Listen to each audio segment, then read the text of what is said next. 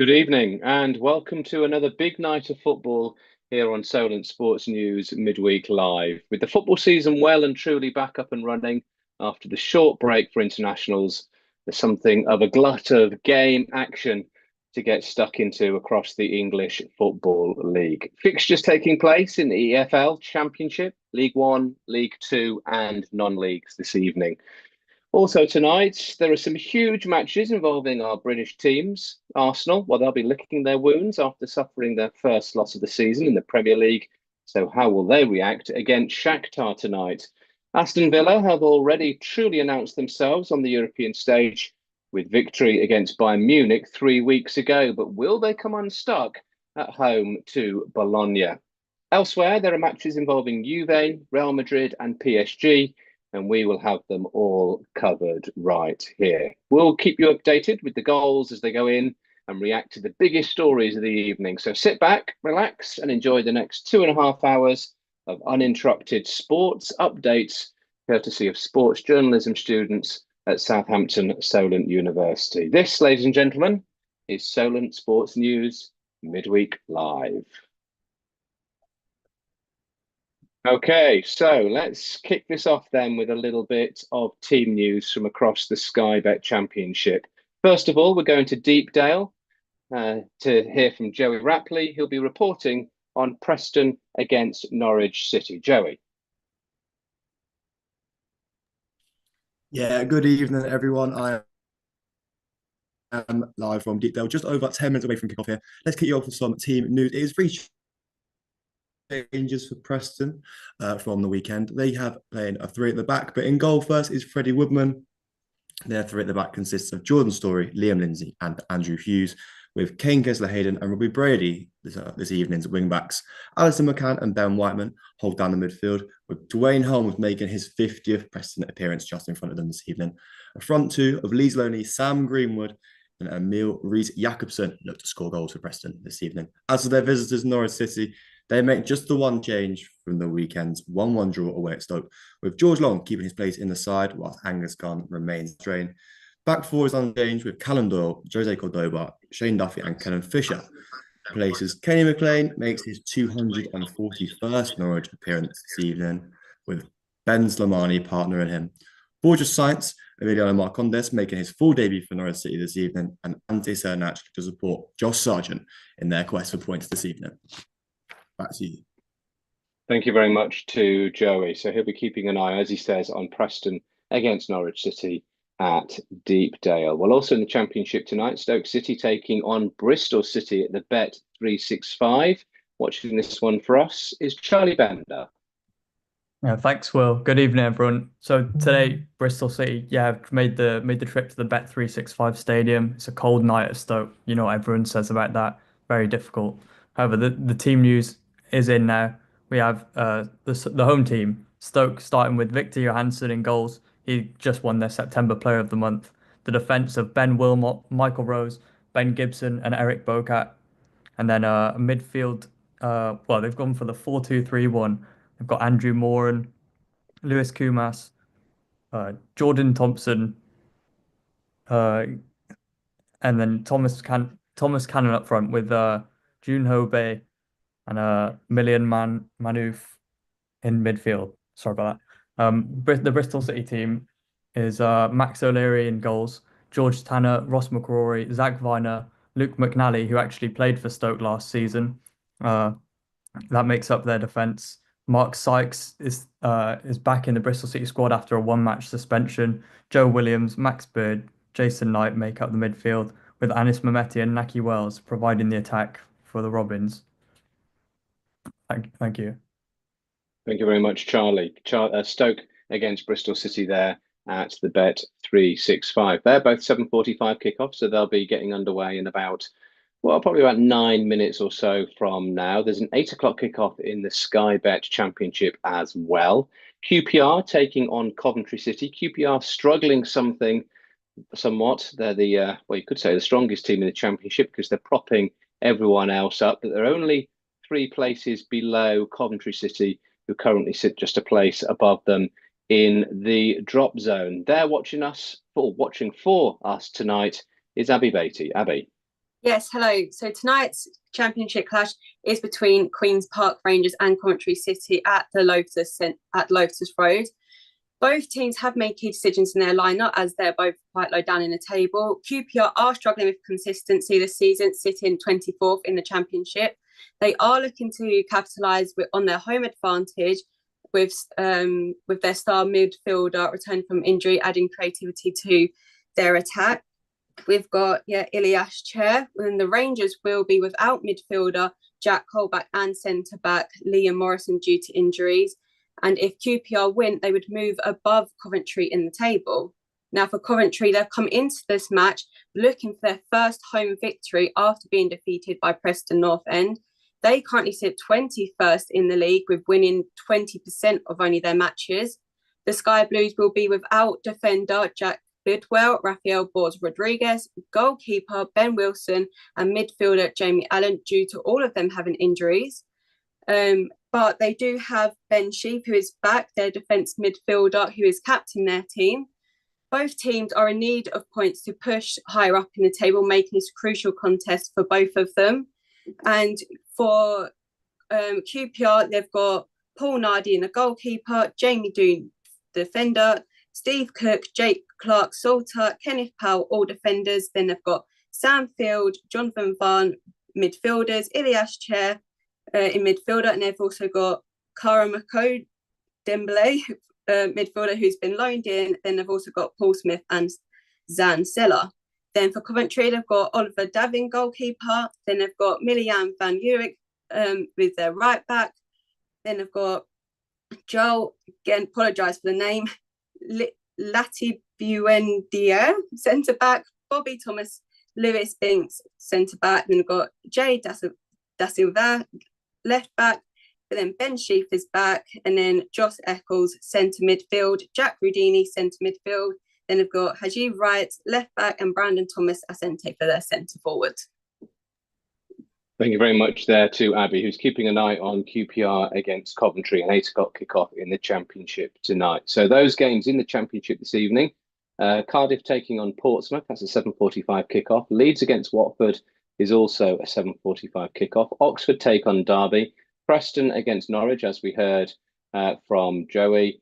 There's Sheffield Wednesday against Swansea, Stoke against Bristol City, as we've already heard, and obviously just then QPR against Coventry. So there are the matches that we'll be focusing on in the Sky Bet Championship this evening. We've got reporters in some League 2 games, though, League 1 games rather.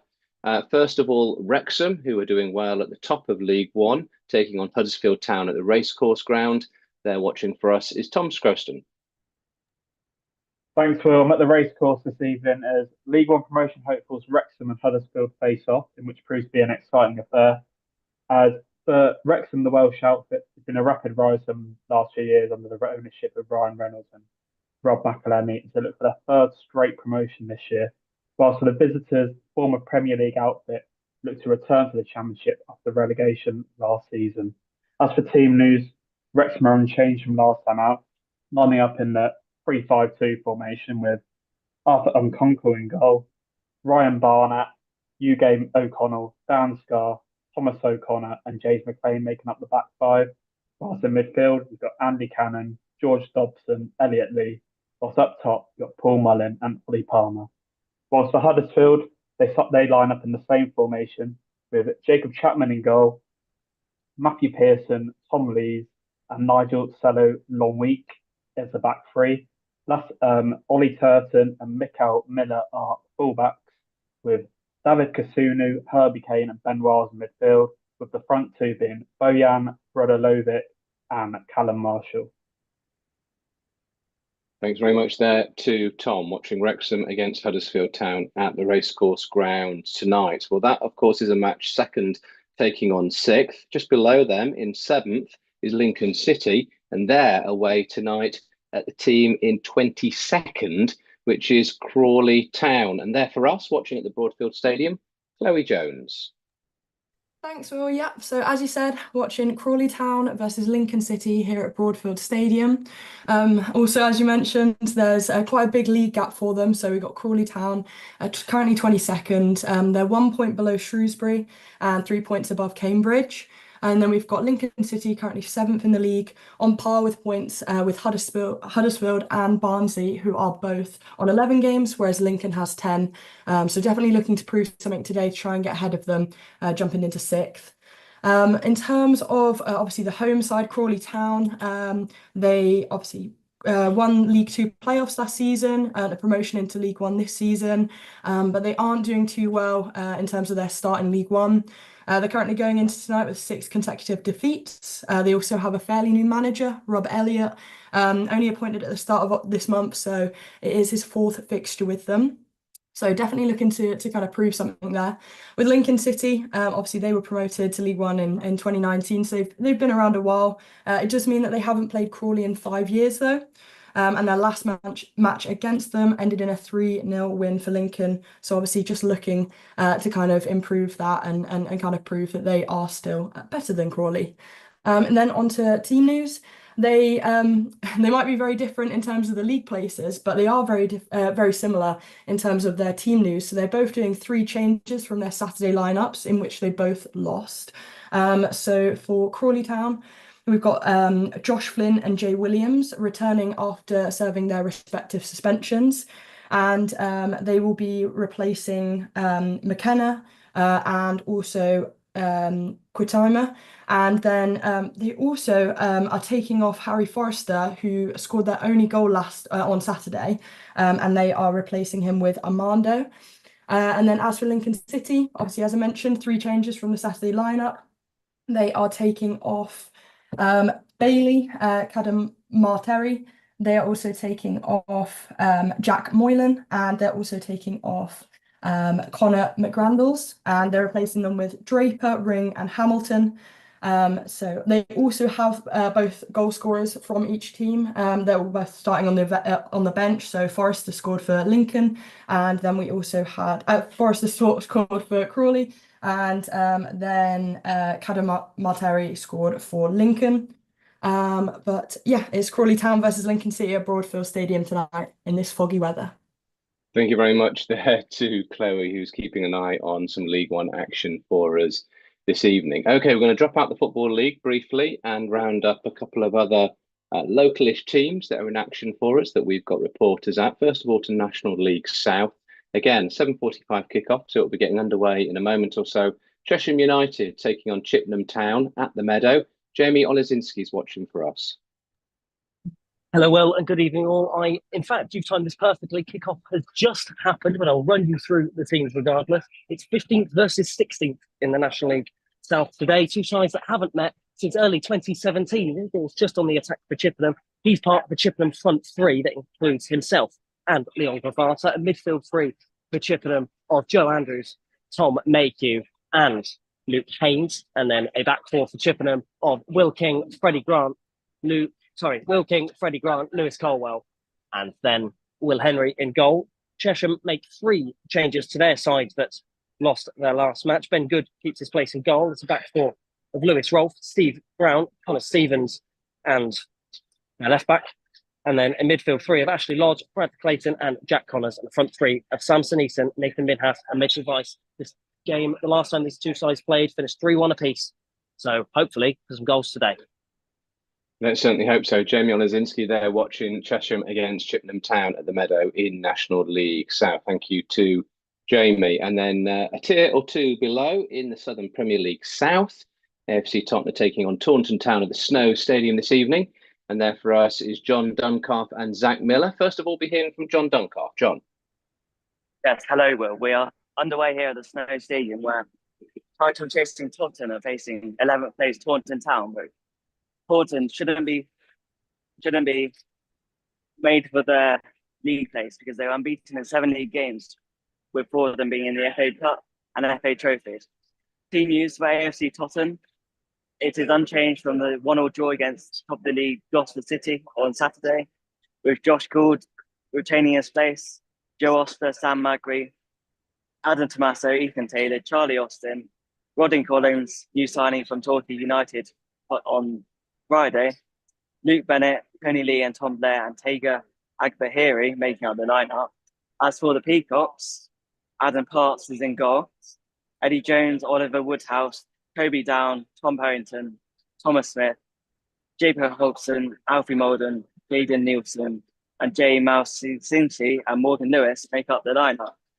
We're 5 minutes into the game and it's 0-0 with Totton having the share of the play so far. Back to you. Thank you very much there to John. So John and Zach will be keeping us on top of what's going on at the Snow Stadium between AFC Totton and Taunton Town. Okay, let's step back up a little bit in terms of footballing action tonight to the Champions League. And it's Arsenal against Shakhtar at the Emirates Stadium. This is an 8 o'clock kickoff with a preview and some team news on this match. Here's Josh Jablonski. Yes, thanks, Will. It's a quick turnaround tonight for Arsenal after a full weekend for them. It's barely 72 hours separates their trip to Bournemouth on Saturday night, but they suffered their first defeat of the season. 2-0 defeat at the Vitality Stadium after William Saliba red card early on left them a match.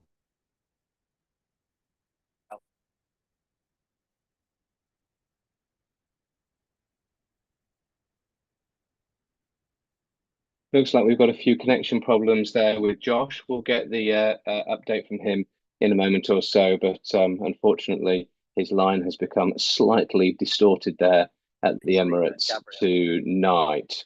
Let's go to a goal because I understand that there is an early goal in the match between Stoke and Bristol City at the Bet365. Charlie Bender. Yeah, it's 1-0 to Stoke. The second minute, the ball came in from the left-hand side. It was headed down by Thomas Cannon, the number 9, and it's been beautifully finished by Lewis Kumas with a sort of acrobatic overhead kick, and it's just beaten Max O'Leary. He didn't stand a chance. That Stoke on the attack here has been dealt with well by George Tanner, but yeah, brilliant start for Stoke. They came out all guns blazing, and they got the early goal for it. 1-0 to Stoke. Thanks very much there to Charlie. So Stoke beating Bristol City by a goal to 0. No other goals anywhere in the Championship. A quick update on what's going on in League One. Birmingham got an early goal at the top of the division against Bolton. They lead by a goal to 0. And Reading also beating Exeter away at St James's Park. Let's go back to Josh now. I think we've secured a slightly better line. Josh, you were saying about Arsenal's match against Shakhtar tonight at the Emirates.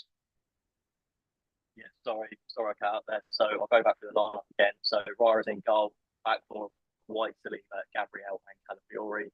Rice and Partey sitting in front of them, front four, Trossard, Jesus, Martelli and Havertz. Shakhtar Donetsk, meanwhile, heading to their Champions League fixture tonight, still searching for a win. And tonight they'll face an even tougher challenge. Mikel Arteta's side be eager to bounce back from Saturday's loss. Shakhtar make just one change from their 1-0 away win Friday night. And Danilo Sikan comes in for Martin Silva, and they will line up as follows. Nick in net with a back four, Konoplia, Bondar, Matvienko and Pedrinho.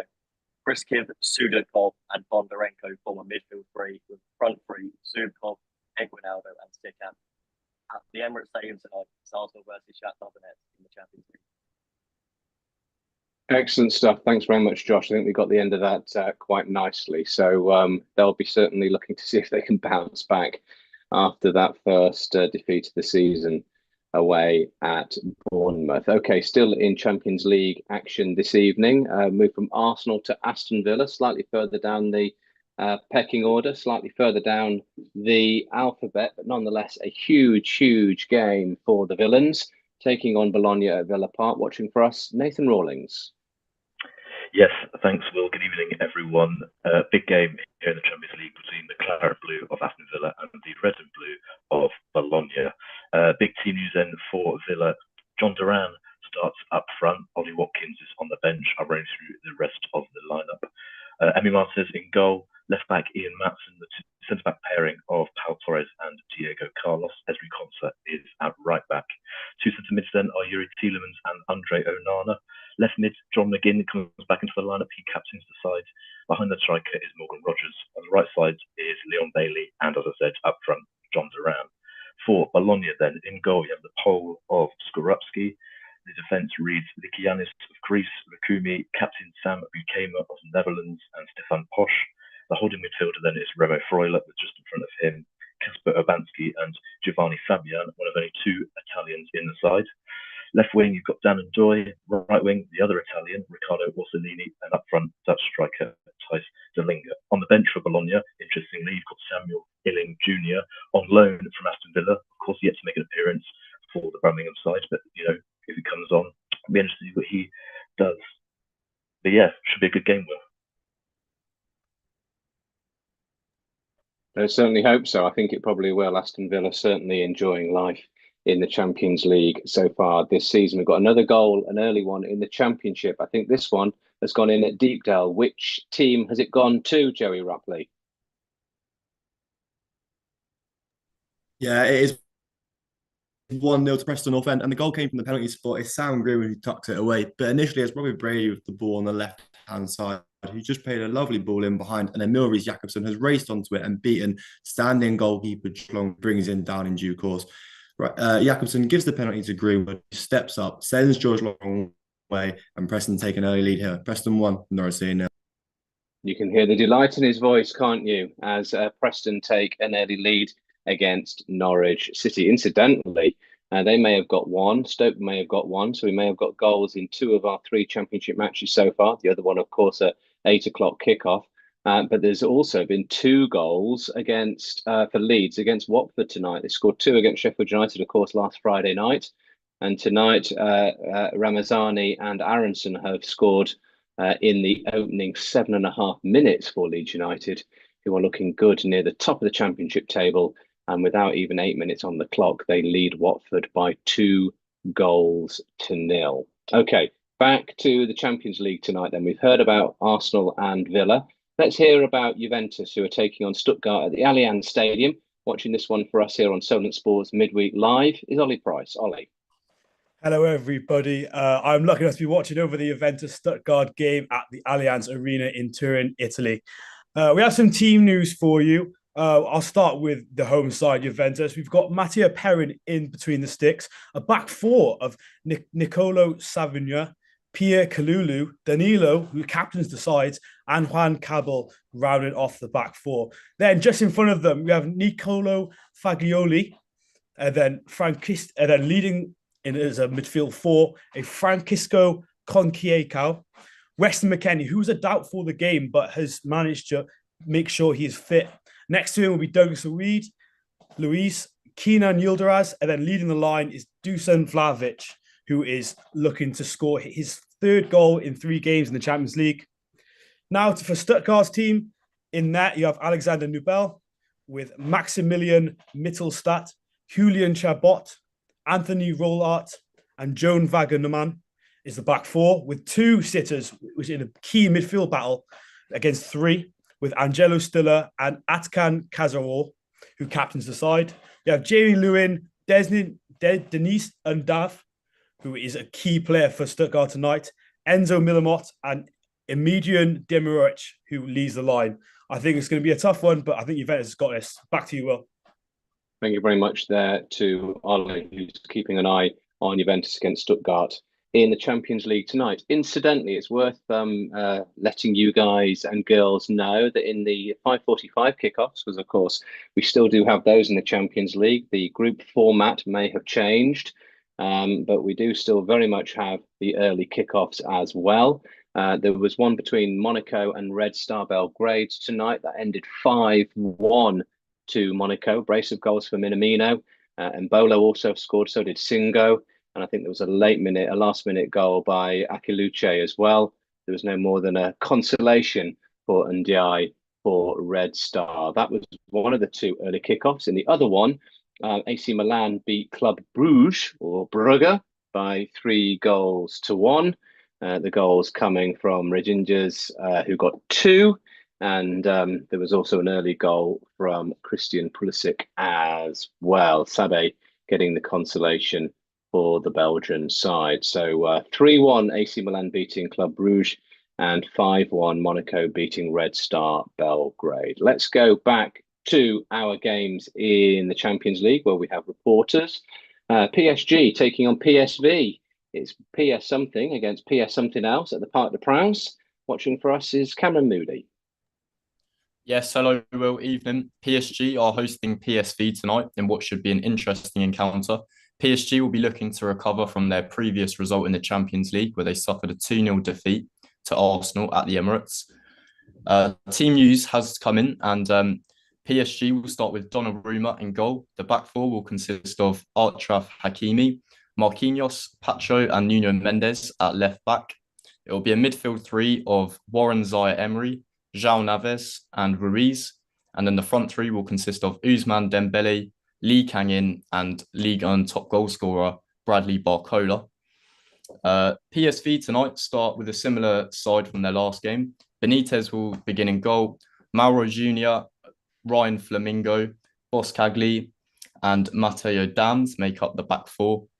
The midfield three will consist of Guus Tilt, Malik Tillman, and Ismail Saibi. And then the front three is Johan Bakayoko, top goal scorer Luke de Jong, and Noah Lang, who will begin on the left wing.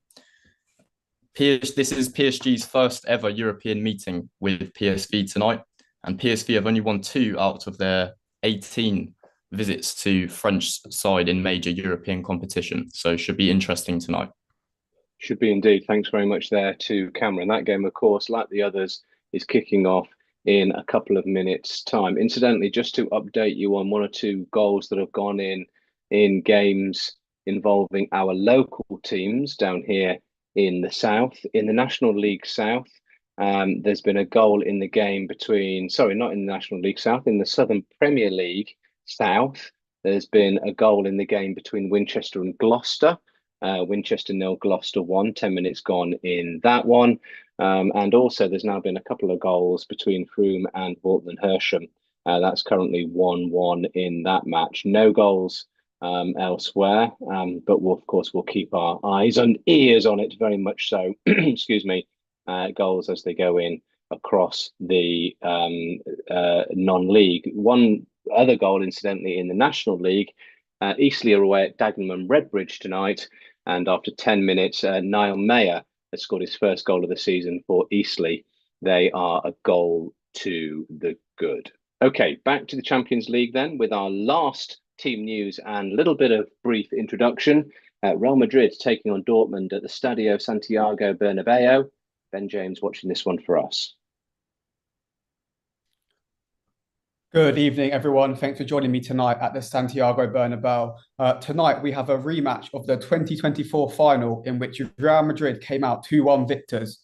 Madrid, surprisingly, have not started the Champions League season too well, having only 1 win and 1 loss under their belt, suffering a 1-0 defeat to Lille on their last outing thanks to a Jonathan David penalty. However, on the flip side, this is bettered by Dortmund, who sit top of the table with 2 wins out of 2, fresh off a 7-1 smashing of Celtic in a dominating performance. Just going to give you some team news now, starting with Real Madrid. They're playing 4-3-3 today as their formation. So they have Thibaut Courtois in goal, fullbacks Lucas Vazquez, who is coming in for the injured Daniel Carvajal, who tore his ACL, unfortunately, a couple of weeks ago in the league.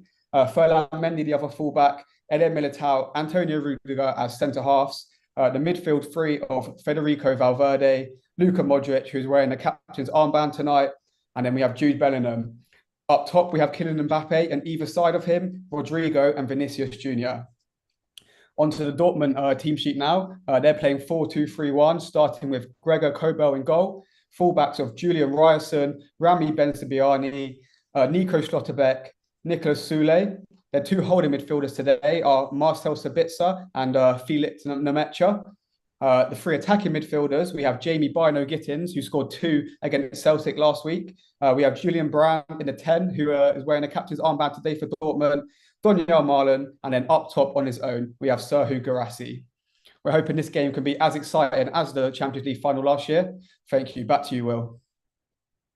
Game, but looks as though we get the message that it's going to be a pretty close one between Real Madrid and Dortmund at the Stadium Santiago Bernabeu in Madrid. Okay, right. Let's go back to the Championship because we've had a couple of quick fire goals between Preston and Norwich, and then Stoke and Bristol City. So first of all, to Deepdale. Last time we heard, Preston were a goal to the good. What's the score now, Joey Rapley?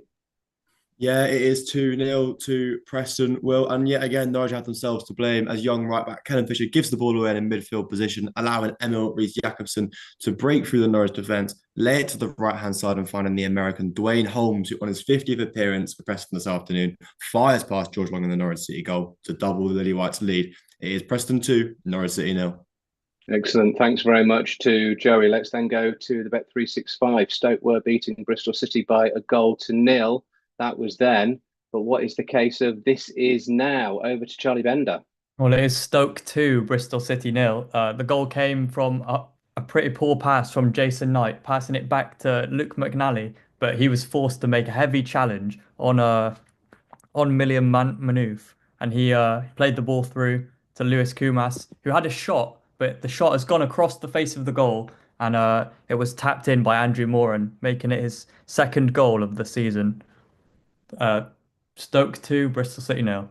Thank you very much, Charlie. So 2-0 Preston lead against Norwich in one of our previewed games, and Stoke leading Bristol City by the same scoreline. Right, now let's go down to AFC Totton, to the Snow Stadium, because there's been a goal between AFC Totton and Taunton. But which way has it gone, Zach Miller? Well, it's gone to the home side. They've definitely started the better of the two here. But Declan Rose, who came on only the 6 minutes after an injury to Luke Bennett after 6 minutes. So he looked like he could have done a bit of damage to his right arm. He's come on after 6 minutes. He's crossed the ball in, and there's Tony Lee to poke the ball home to make it 1-0 to the Stags. It's been a great start to the game so far, and it's been definitely getting your money worth as a neutral here.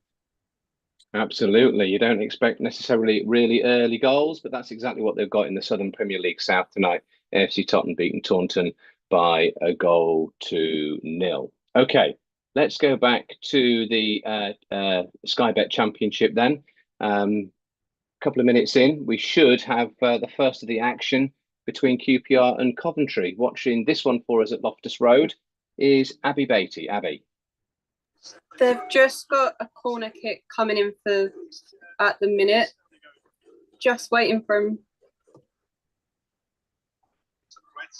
No, they didn't make it. QPR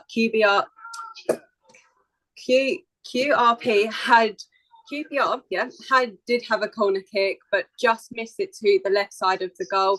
Action carries on playing, and now Coventry City are running down the field, and they have missed another chance. But yeah, no, didn't make it. Not quite. Still 0-0.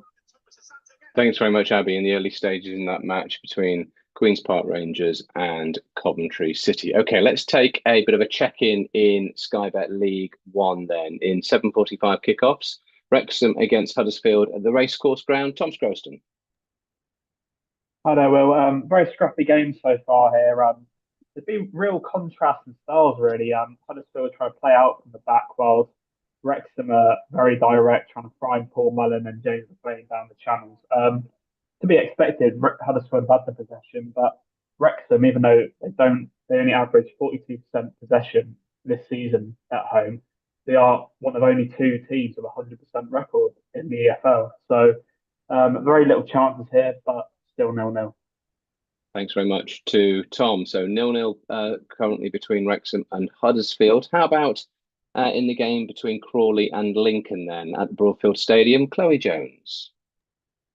Yeah, so just coming up to 20 minutes here. Unfortunately, it isn't as interesting as we had hoped. So it is still Crawley Town 0, Lincoln City 0. We did have really early on, actually, from Crawley, a close chance. He had a good run up on the left side towards goal, but unfortunately no one was there to help in the box. We've had Jeffries from Lincoln give away a free kick after fouling Anderson. Completely wasted though, as they did take it immediately offside. But yeah, they've almost been on par with chances. I feel like maybe Lincoln City have had more possession in the attacking half. But yeah, I think this is going to be a closer game than people think. But yeah, it's Crawley Town 0, Lincoln City 0. Thank you very much to Chloe. It looks like we do have a goal, though, in the game between QPR and Coventry at Loftus Road. Abby? Yeah, so just under 4 minutes in, Coventry did score a goal. It looked a bit of a messy goal at start. So they had Van Erwijk passed it to Thomas Hatete, tried to header it in, bounced straight off, didn't go in. Then Wright came running in, straight in through the middle of the box and just whacked it into the back of the goal, straight past the goalkeeper. So that's now his 4th championship goal for the team. So it's now 1-0 to Coventry. Excellent stuff. Well, at least excellent for Coventry, that is for sure. An early goal and an early lead at Loftus Road. Thanks there to Abby. Just quickly rounding up what else is going on in the Championship tonight. Cardiff have beaten Pompey by 2-0. I mentioned earlier that Leeds scored 2 early goals, 2 goals in the first 7 minutes against Watford. That's still the scoreline. Oxford United beating Derby by 1-0. Preston have beaten Norwich 2-0, as we heard from Joey. Sheffield Wednesday 0, Swansea 0. We also just heard from Charlie about Stoke beating Bristol City by 2-0. And it's, as we just heard from Abby, QPR 0, Coventry 1. In Sky Bet League 1, Barnsley 0, Charlton 0, Birmingham 1, Bolton 0, Bristol Rovers 0, Shrewsbury 0, Burton 0, Wickham 1. As we heard from Chloe, Crawley 0, Lincoln 0, Exeter 0, Reading 1, Leyton Orient 0, Rotherham 0. These are all latest, of course. Peterborough 2, Blackpool 0, Stevenage 0, Cambridge United 0, and it's goalless between Stockport and Northampton, Wigan and Mansfield.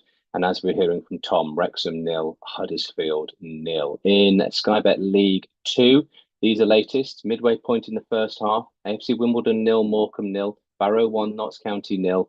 1-1 between Cheltenham and Bradford City. It's Chesterfield 0, Colchester 1. Barnsley 0, Bromley 1. Goalless between Fleetwood and Crewe. Gillingham 0, Newport 1. Goalless between Harrogate and Port Vale.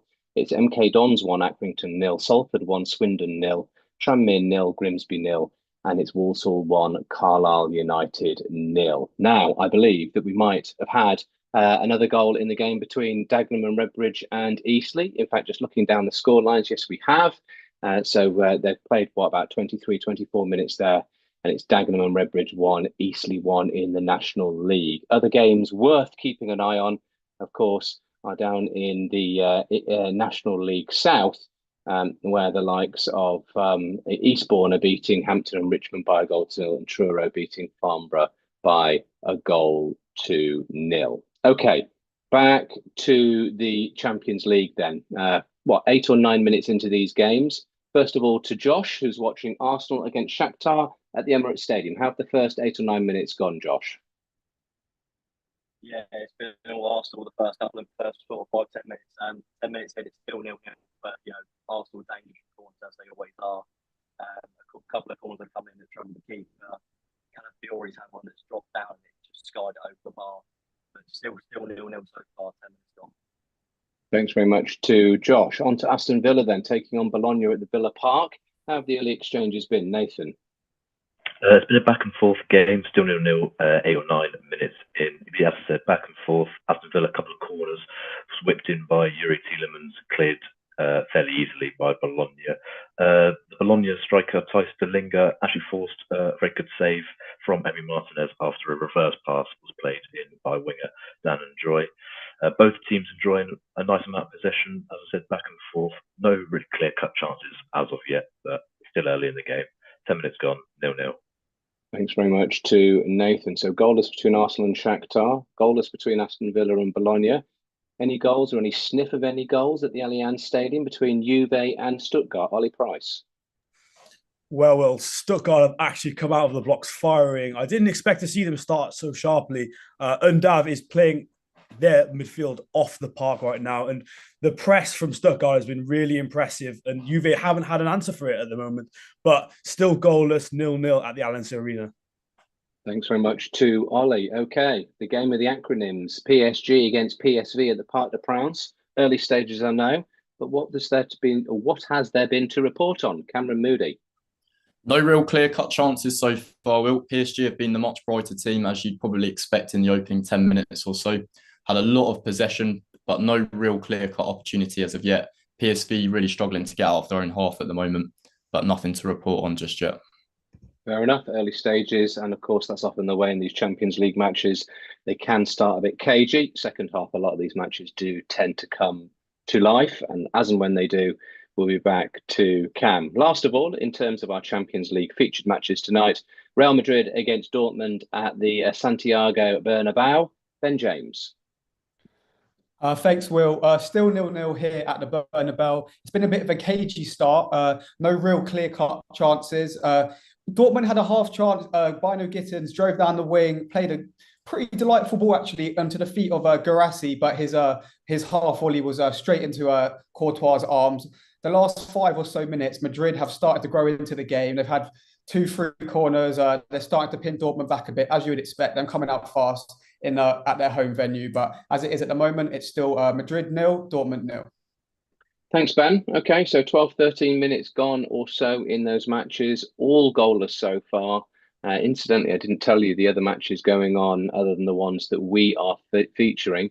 Girona of Spain are taking on Slovan Bratislava, and also Sturm Graz of Austria are taking on Sporting of Portugal. So no goals in any of those matches. Just to recap, earlier on in the 5:45 kickoff, Monaco beat Red Star 5-1. Then AC Milan beat Club Brugge by 3-1. Okay, let's go back to the top of the pile then. Back to the Sky Bet Championship. It's probably approaching the half-hour mark, something like that, in the game between Preston and Norwich at Deepdale. What's happened in the last few minutes, Joey? Well, in terms of goal opportunities, not too much to report from Deepdale. Callum Dodge picked up the game's first yellow card, bringing down Dwayne Hunt on this right-hand side, from which the resulting free kick was put into the near post, but the Preston attacker was offside. So no chances here to report. Preston just doing a good job of keeping Norwich away from their final third as they still look to get back into this game. Preston 2, Norwich 0. Thanks very much to Joey. Let's take a trip down the M5 then to the Bet365, where Stoke scored a couple of early goals against Bristol City. What's been happening since then, Charlie? Well, it's still 2-0 to Stoke. Bristol City have upped their game in the last 5 or 10 minutes. They've had a few decent chances, forcing really good saves from Johansson. There was just a little bit of a stoppage in play as one of the Stoke players went down and needed to have his head checked, but he's all okay. The game is back on. Bristol City, piling on the pressure a bit more, but still haven't really had any outstanding chances. 2-0 to Stoke. Thanks very much to Charlie. Okay, 15 minutes behind those two games is the match, of course, between Queen's Park Rangers and Coventry at Loftus Road. Watching this one for us, Abby Beatty. Yeah, not much has happened. 13 minutes in, there was an early yellow card for Bembele for tripping over Binks. And there's also been an early sub. So Kenneth Powell for QPR came off limping. So Koki Siato has come in. Apart from that, not much has happened. Coventry seem to have the advantage. The ball is mainly in their area. A few close calls, but nothing made of it yet. So it still remains 0-1 to Coventry. Thanks very much to Abby. Well, we can't complain. We've got 5 goals in our 3 featured games in the Championship so far. So who knows, maybe more to come. Let's drop down to League One then. Tom is keeping his beady eye on Wrexham against Huddersfield Town at the Racecourse Ground. What's happened since we were last with you, Tom? If I'm being honest, Will, not a whole lot much more. It's still very cagey affair here between Wrexham and Huddersfield, 28 minutes in. Wrexham are starting to pin Huddersfield in a bit here more now, and but they're still yet to really create anything with Paul Muller and Ollie Palmer up top. Huddersfield's starting to get a little bit frustrated as they've now picked up 2 yellow cards, with goalkeeper Jacob Chapman getting a yellow card for time wasting already, and at Wolves only Nigel Longwick also receiving a yellow card. Still 0-0 here. Thanks very much to Tom. Okay, incidentally, in not one of our featured games tonight, but down in the Southern League Premier South, we are keeping an eye on AFC Totton. We'll go there in a moment or so, but it's worth telling you also that Chertsey have just scored in the opening goal against Sholing. So it's Chertsey 1, Sholing 0 in that particular match. And Winchester City are now beating Gloucester City by 2-1. That was after coming back from 1-0 down. Okay, let's, as promised, drop down into the National League South. Into the Southern League Premier Division South. AFC Totton against Taunton Town. What's been happening since we were last with you, Zach Miller? I will. So it's been sort of the same as it was before the goal. A lot of chances for Tottenham. Declan Rose once again providing a great ball into the crossing. But this time Tony Lee to try and play to home, but it was a great save by the goalkeeper. Currently have a Taunton goal kick. But other than that, it's been more or less just going the same way for the AFC Totton. 30 minutes gone, AFC Totton 1, Taunton Town 0. Thank you. Thank you very much to Zach. So Tottenham sort of sound as though they're in pretty much control, don't they? Easy. Well, I say easy. Of course, they're doing very, very well indeed at the top of the Southern League Premier South. A point clear after 13 games. Gloucester, who I mentioned, of course, are in action against Winchester City, a point behind them. So Winchester can certainly do AFC Tottenham a favour by beating Gloucester, and AFC Tottenham keep on winning.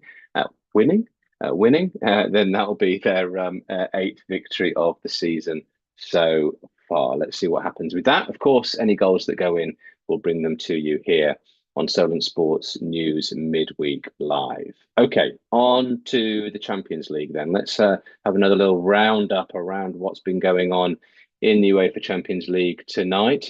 Arsenal against Shakhtar at the Emirates Stadium. You said it was a fairly cagey, fairly quiet start to proceedings, Josh. That was after about 8 or 9 minutes. 8 or 9 minutes on, what's the state of play now? Yeah, it's still been a quiet start, to be honest, Will. It's all Arsenal, as you'd expect. Arsenal found some joy down the right side. Havertz and White linked up quite nicely, won some corners. Shakhtar play out the back, but they're not really making much of it. Arsenal press too much for them. But no real chance as of yet. Eguinaldo's had one shot for Shakhtar against run of play, but blocked. But still nil after 17 minutes. Okay, thank you very much. So, Josh doesn't have any goals to report. Does Nathan have any goals to report at Villa Park? Aston Villa taking on Bologna in the Champions League tonight. What's been going on since we were last with you, Nathan? Well, we've just almost had one as the Bologna had attacked down the left-hand side. Ball was played in by Urbanski. That's to no avail, to flex out for a corner. This game has opened up massively since you last came to me. Aston Villa really beginning to pile on the pressure now, forcing the Bologna defence to keep their wits about them. Goalkeeper Skorupski in the Bologna goals had to make a few important saves. They can't really, control Aston Villa down those wings. They're having a lot of success down there with McGinn and Bailey. Duran also having a few chances, but as of yet to no avail. 17 or 18 minutes gone, still 0-0. Thanks very much there from Nathan. Instantly back down in the Southern League Premier South. I mentioned Winchester were beating Gloucester and therefore doing AFC Tottenham a favour.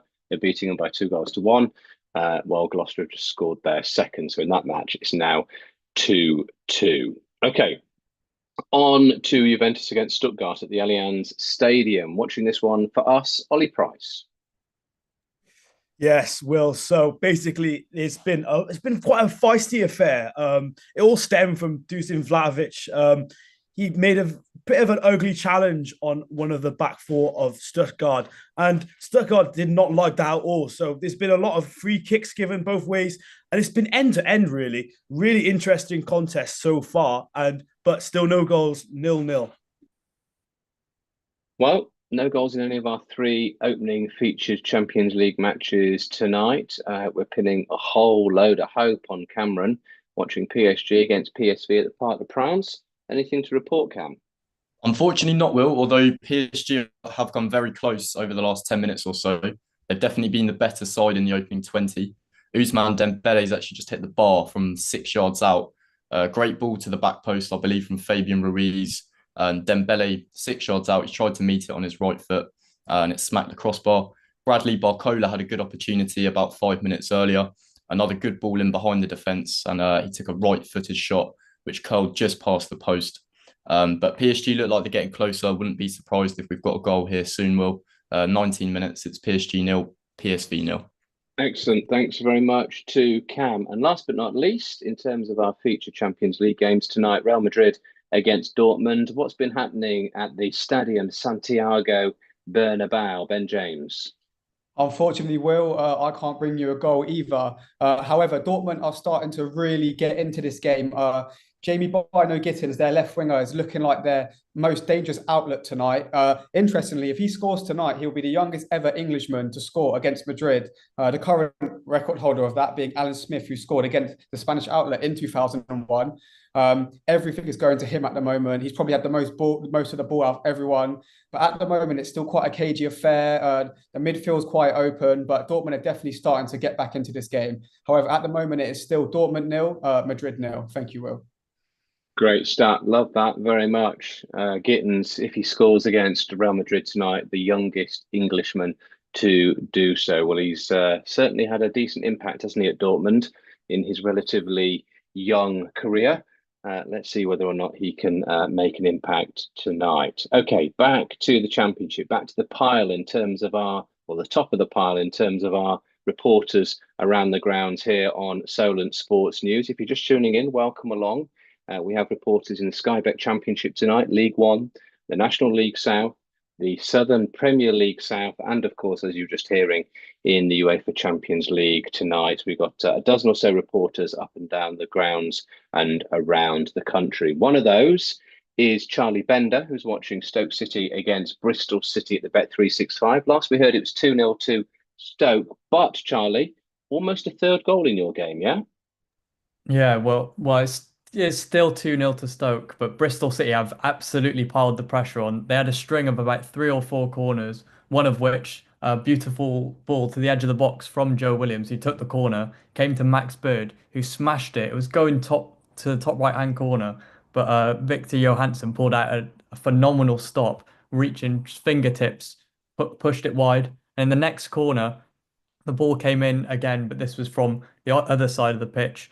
Naki Wells got onto it on the near post. Johansson was forced to make a save. It came straight to Zach Viner, who hit the post, couldn't quite steer it in at a really tight angle. But yeah, it's still 2-0 to Stoke. Thank you very much there from Charlie. When they do have their front three firing, they are a decent side, Bristol City. Whether it's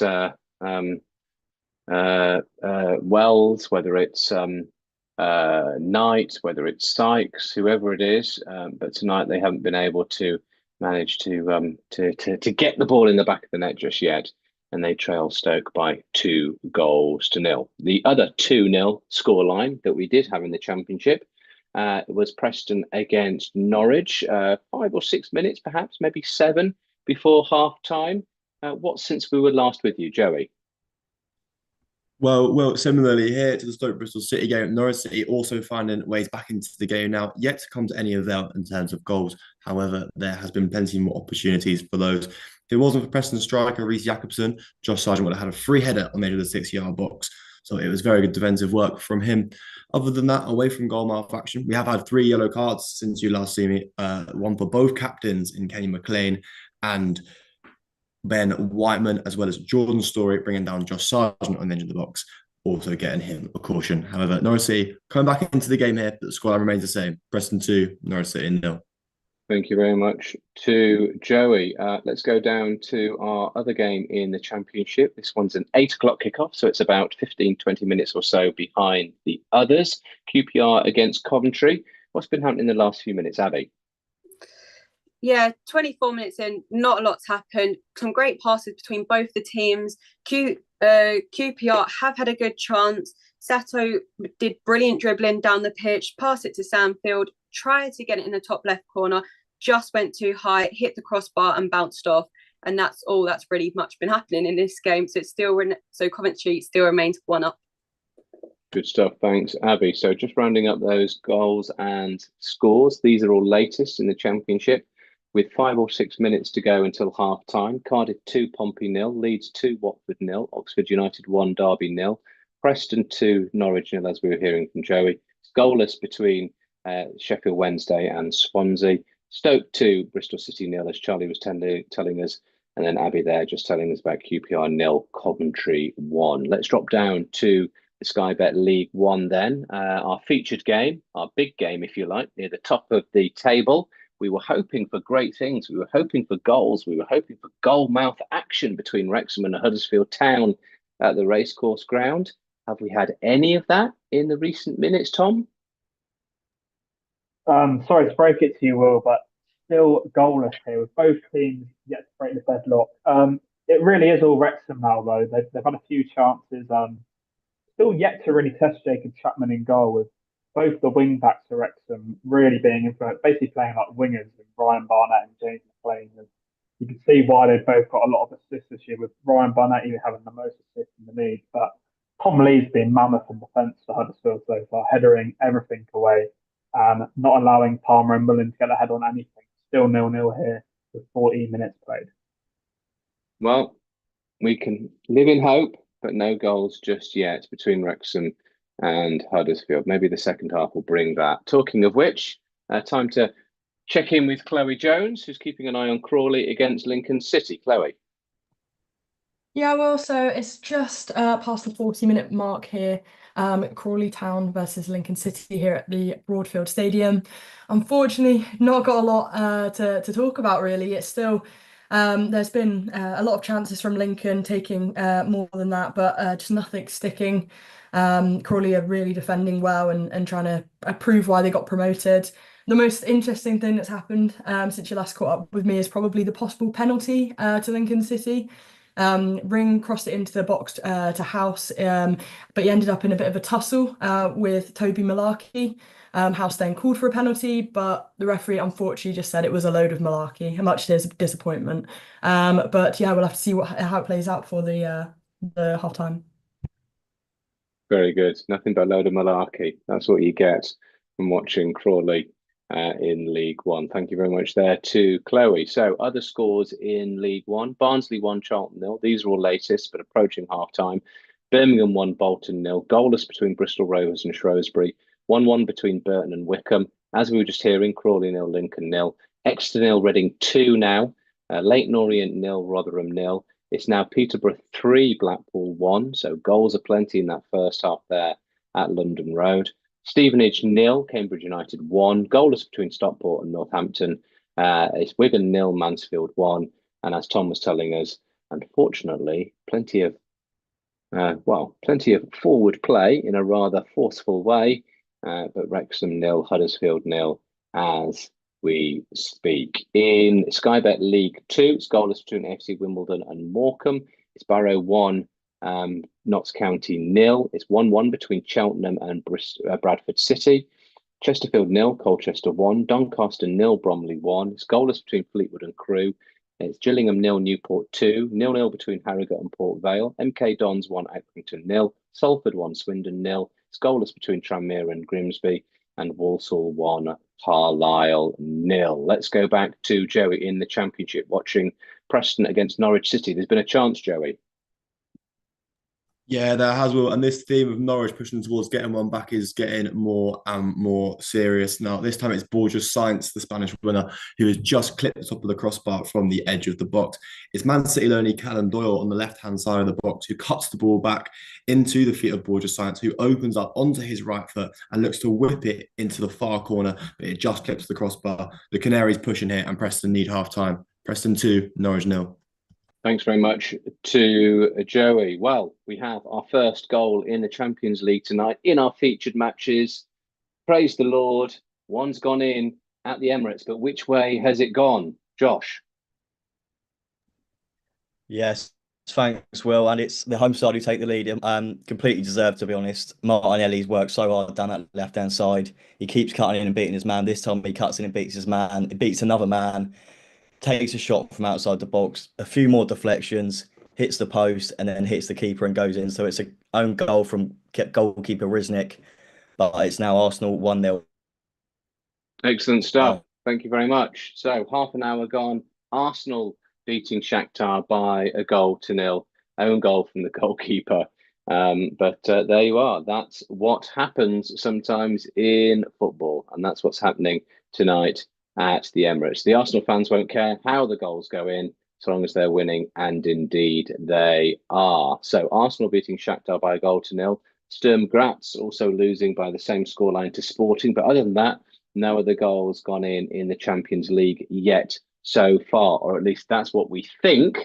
Let's go and have a check-in in the game between Aston Villa and Bologna. Nathan, what's been going on?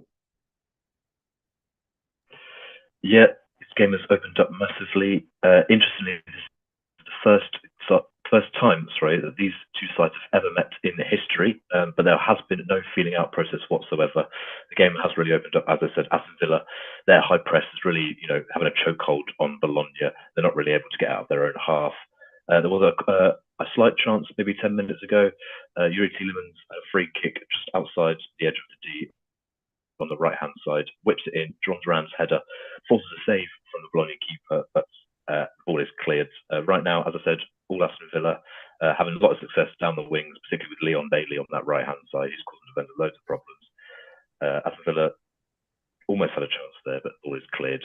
Half an hour gone, Villa Park still 0-0. Thanks very much to Nathan. I believe, though, the goals are now starting to creep in the Champions League, because we have one in the game between Real Madrid and Dortmund. But which way has it gone, Ben James? Thank you, Will. It is 1-0 to Dortmund. Madrid have been all over them, but a slight lack of composure on the edge of the box. Lucas Vazquez loses the ball. It falls to Serge Guirassy, manages to play a lovely ball through Donyal Marlon, who manages to slip it past Courtois. It was a great finish.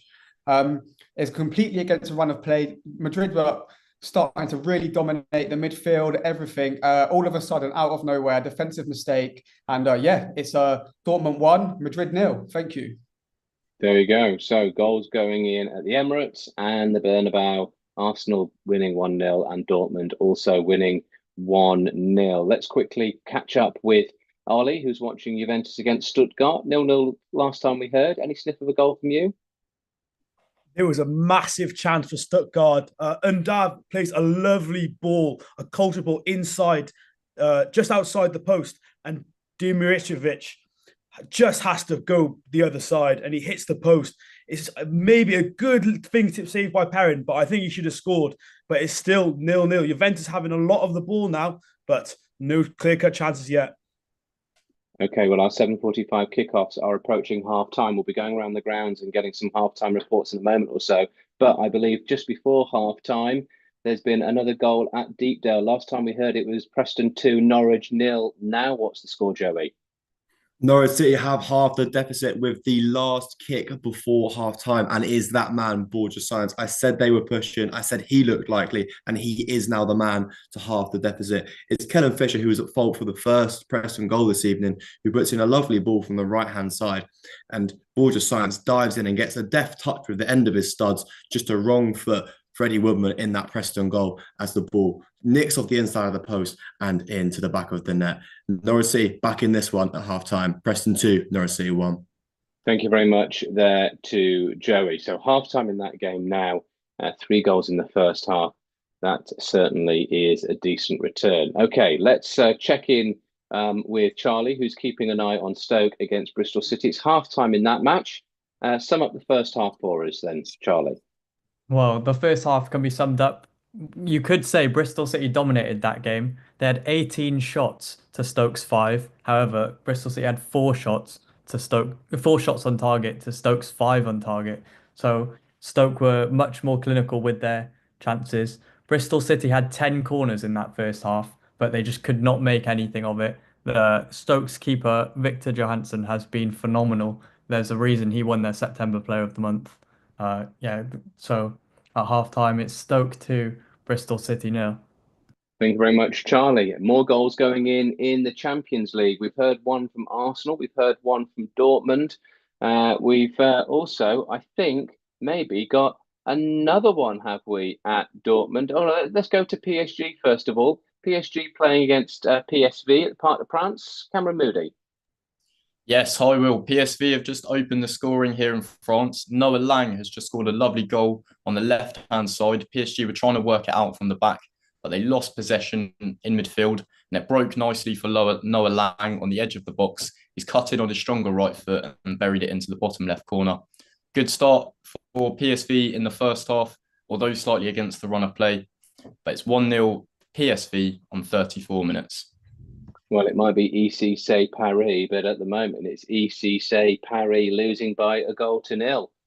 So thanks very much to Cam. Goals going in the Champions League all of a sudden, up and down the continent. Okay, We've got another goal indeed, I believe, in the game between Real Madrid and Dortmund. Last we heard, Real Madrid were trailing by 0-0 at home. Have Real Madrid equalised, or have Dortmund gone 2 goals ahead? Ben James. No, Will. Dortmund have actually doubled their lead.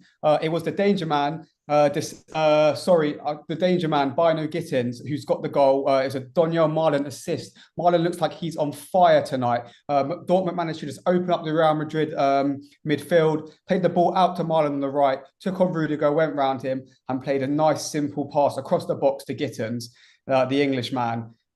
Still, though, Dortmund aren't really on top here. Obviously, they're 2-0 up, so they are on top. But the game, possession-wise, everything else, Madrid look like they're on top here. But as it stands, Madrid are trailing 0 at home to Dortmund in this Champions League game. Thank you, Will. Thank you very much to Ben. So Marlon, the Dutchman, scoring the first one. He had a good European Championship, didn't he, in the summer? Marlon got a lot of attention, a lot of plaudits, and rightly so. Scoring the first, then setting up Gittins for the second. And as Ben was saying earlier on, becomes the youngest ever Englishman to score a goal against Real Madrid. So Real Madrid 0, Dortmund 2, 10 minutes or so before half-time in that UEFA Champions League match. These matches, of course, round 3 of the Champions League. So still plenty more games to go. But not exactly what they would have wanted so far. So a quick roundup in our Champions League matches tonight. Arsenal 1, Shakhtar 0. Goalless between Aston Villa and Bologna. Goalless between Girona and Bratislava. Juventus 0, Stuttgart 0. PSG 0, PSV 1, as we were hearing. Real Madrid 0, Dortmund 2. And Sturm Graz 0, Sporting of Lisbon 1. Okay, halftime in the 7:45 kickoffs. We've heard from 2 of our 3 reporters in the Championship. We'll hear from Abby in a moment or so, but that's an 8 o'clock kickoff. So let's go down to League. In fact, no, we won't. We'll go down to National League South. We'll come back to the Sky Bet League One in a moment or so. Let's go to National League South. It's been a while since we've heard from Jamie Olesinski, who's keeping an eye on Chesham United against Chippenham Town. Jamie.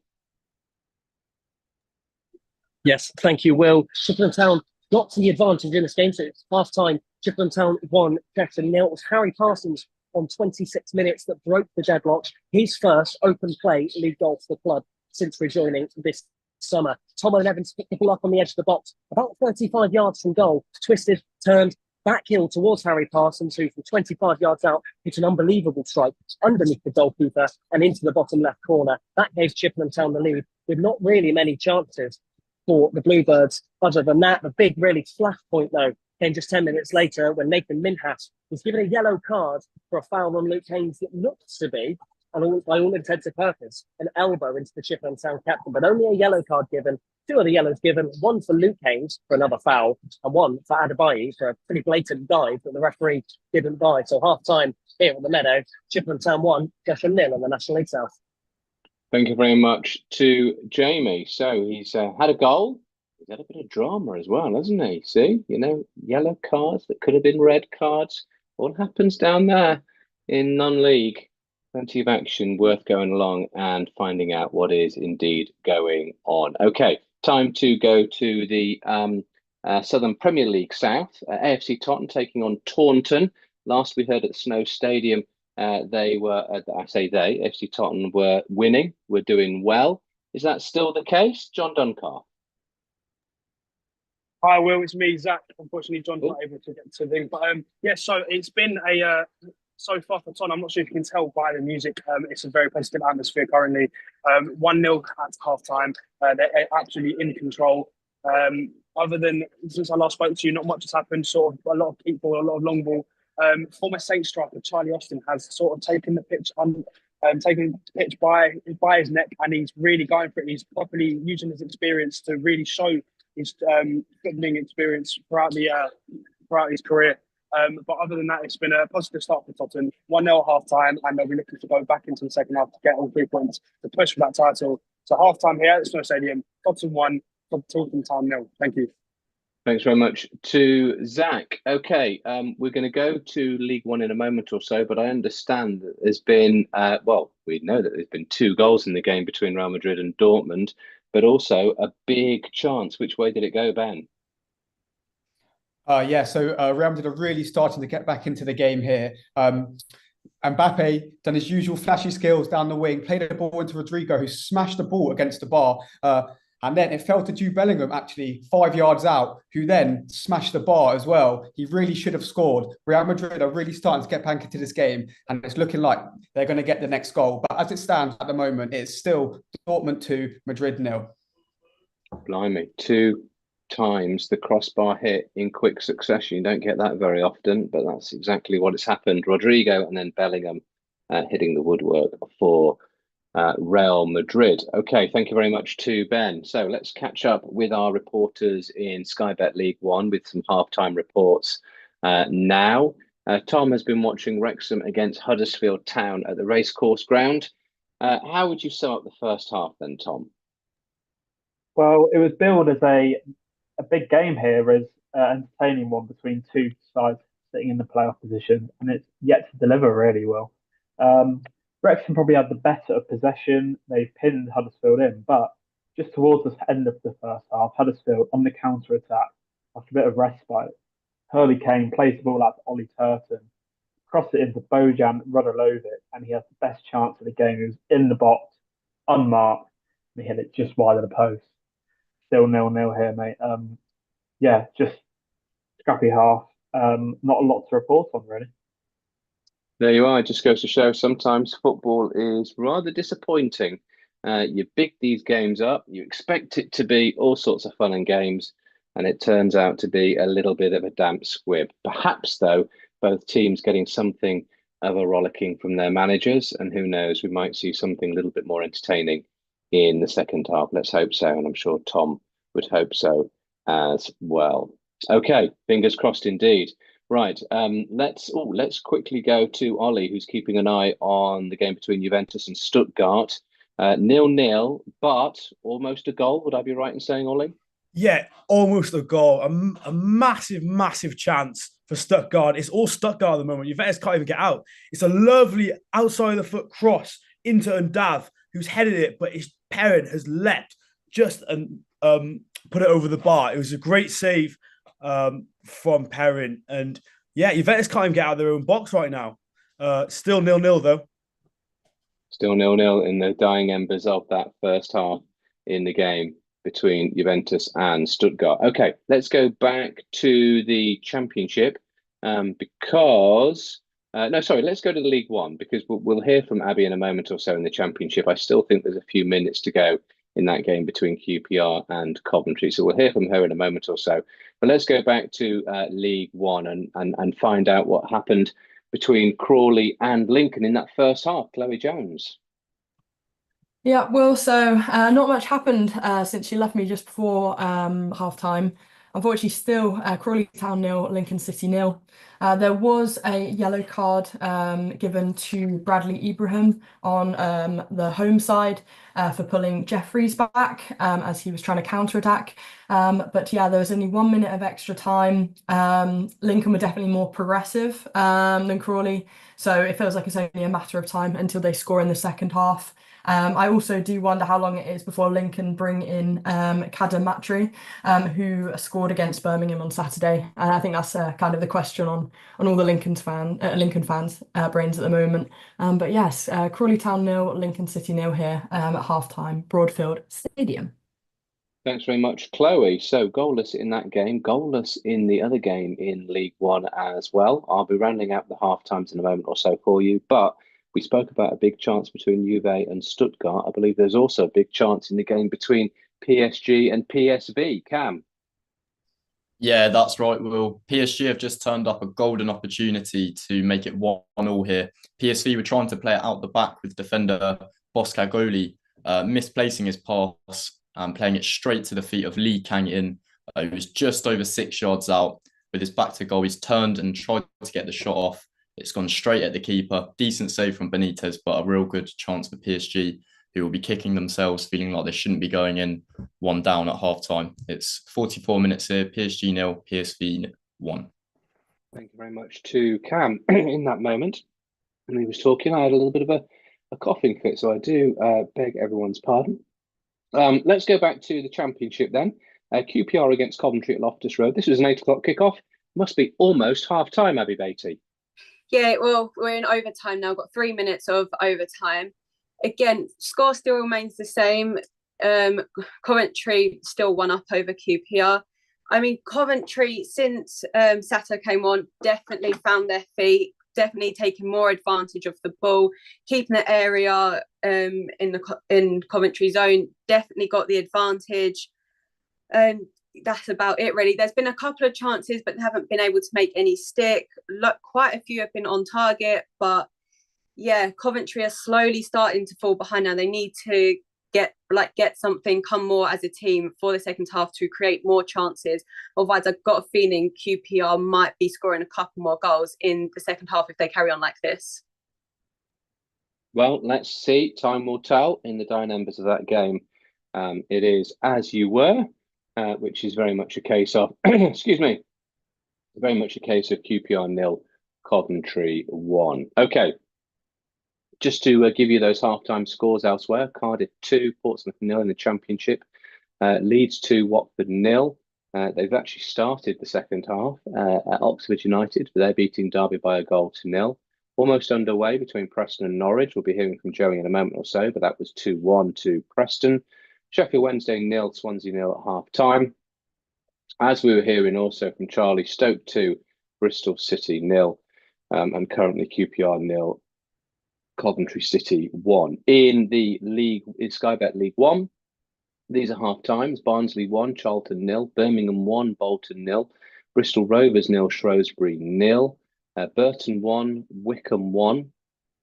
Crawley early in the second half have just taken the lead against Lincoln, so it's Crawley 1, Lincoln 0.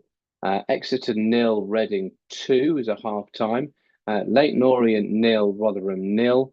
It's Peterborough 3, Blackpool 1, Stevenage 0, Cambridge United 1 is a half time, Stockport 0, Northampton 0, Wigan 0, Mansfield 1, and as we were hearing at half time from Tom, Wrexham 0, Huddersfield 0. In League 2, AFC Wimbledon 0, Morecambe 0, half time, Barrow 1, Notts County 0, Cheltenham 1, Bradford City 1, Chesterfield 0, Colchester 1, Doncaster 0, Bromley 1, Fleetwood 0, Crewe 0, Gillingham 0, Newport 2. That's also at half time. Harrogate 0, Port Vale 0, MK Dons 1, Accrington 0. Half time between Salford and Swindon is Salford winning by a goal to 0. Tranmere 0, Grimsby 0, and Walsall 0, Carlisle 0. In the National League, Dagenham and Redbridge beating Eastleigh by 2 goals to 1. Forest Green are beating Ebbsfleet by a goal to 0. Maidenhead 2, Oldham 1. It's Rochdale 1, FC Halifax 0. Goalless between Tamworth and Yeovil, and it's York City 1, Barnet 1. Okay, we are back. Excuse me. We are back underway, but I believe there's been a goal in the game between Crawley and Lincoln. In fact, I might have hinted at it in actual fact. Chloe Jones, give us some details. Yep, so finally broken that goalless that boring goalless game. Obviously Crawley Town 1, Lincoln City 0. It was a goal by Will Swan 1 minute into the second half. It's his second goal for the team. Yeah, they just took advantage of Lincoln kind of trying to start the second half rather slowly. And yeah, so finally a little bit more interesting for me here at Broadfield Stadium. It is Crawley Town 1, Lincoln City 0. There we go. Just got to have a little bit of faith. There we are. Crawley 1, Lincoln 0, early doors in the second half. Let's round up as the games in the Championship and League One are getting back underway. Let's round up the games at the half times in the Champions League. It's been a while, in fact, since we've gone to Arsenal. So let's do exactly that. Arsenal playing Shakhtar at the Emirates Stadium. Josh Jablonski. Yeah, and it's the hosts that have the lead at half time. They're 1-0 to the good, and it's been well deserved, to be honest. Martinelli's been causing their defence chaos down the left hand side after his his shot off the post hit the back of the keeper, which rolled into the net to give them the lead. The only real chance I can see of Shakhtar getting a chance or even scoring is possibly a set piece, but they're really struggling with their passing out the back tactic. They keep passing it straight to Arsenal, who keep coming straight back at them. But to be fair to them, they have stayed quite resolute as of yet. It's only one goal. So, yeah, 1-0 at half time. And whilst it's 1-0, it's always close in any game between two good teams. Thanks, Josh. Okay, Aston Villa against Bologna at Villa Park. Sum up the first half for us then, Nathan Rawlings. Yep, half time here at Villa Park, still 0-0, both sides level at the break. Aston Villa having the more of the chances. Actually looked like they could have scored towards the end of the half. Morgan Rogers weaved his way towards that 6-yard box, poked at it, but to no avail, straight down the throat of the Bologna keeper. Incidentally, the biggest cheer from the Villa fans in this game came when Tyrone Mings began his warm-up. He's on the bench for this game after a long drought from being in the Villa squad after a really serious ACL injury. Unfortunately, he's been out for months and months and months. So Villa fans, probably football fans as well, nice to see him, available and getting ready for the game. Yellow card for Stefan Posch and Bologna right back. But other than that, chances coming from mostly Villa, still 0-0. Thanks very much to Nathan. Yeah, it's always good to see players come back, isn't it, after long time on the sidelines. Okay, let's go to half-time from Ollie Price, watching Juventus against Stuttgart. Ollie. Yeah, it obviously ended 0-0 at the half, but you can call this game the Dennis and Dav show. He's been absolutely electric tonight. The Juventus midfield cannot get near him. He's been putting passes out to the wing, into Edmund Dimovic's feet. They just can't keep a hold of him. I think they're really missing the injured Locatelli, who is not playing tonight.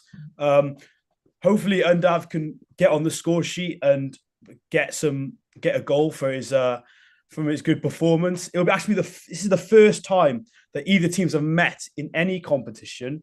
So they'll be looking to make it a good game. But again, it was all Stuttgart at the end. Nothing to report. It's a half time now. Juventus 0, Stuttgart 0.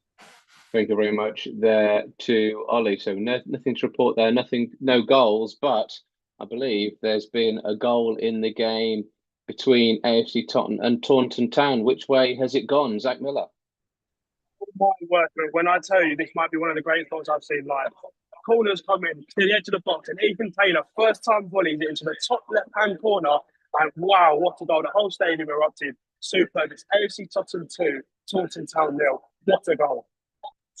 Brilliant stuff. There you are. You see, you don't need to go to Champions League football to watch absolute screamers. All you need to do is get yourself down to the Snow Stadium, a hop and a skip from central Southampton, and there we are, AFC Totton ruling the roost and beating Taunton by 2-0 as we speak. Well, goals, they're coming around like London buses now all of a sudden.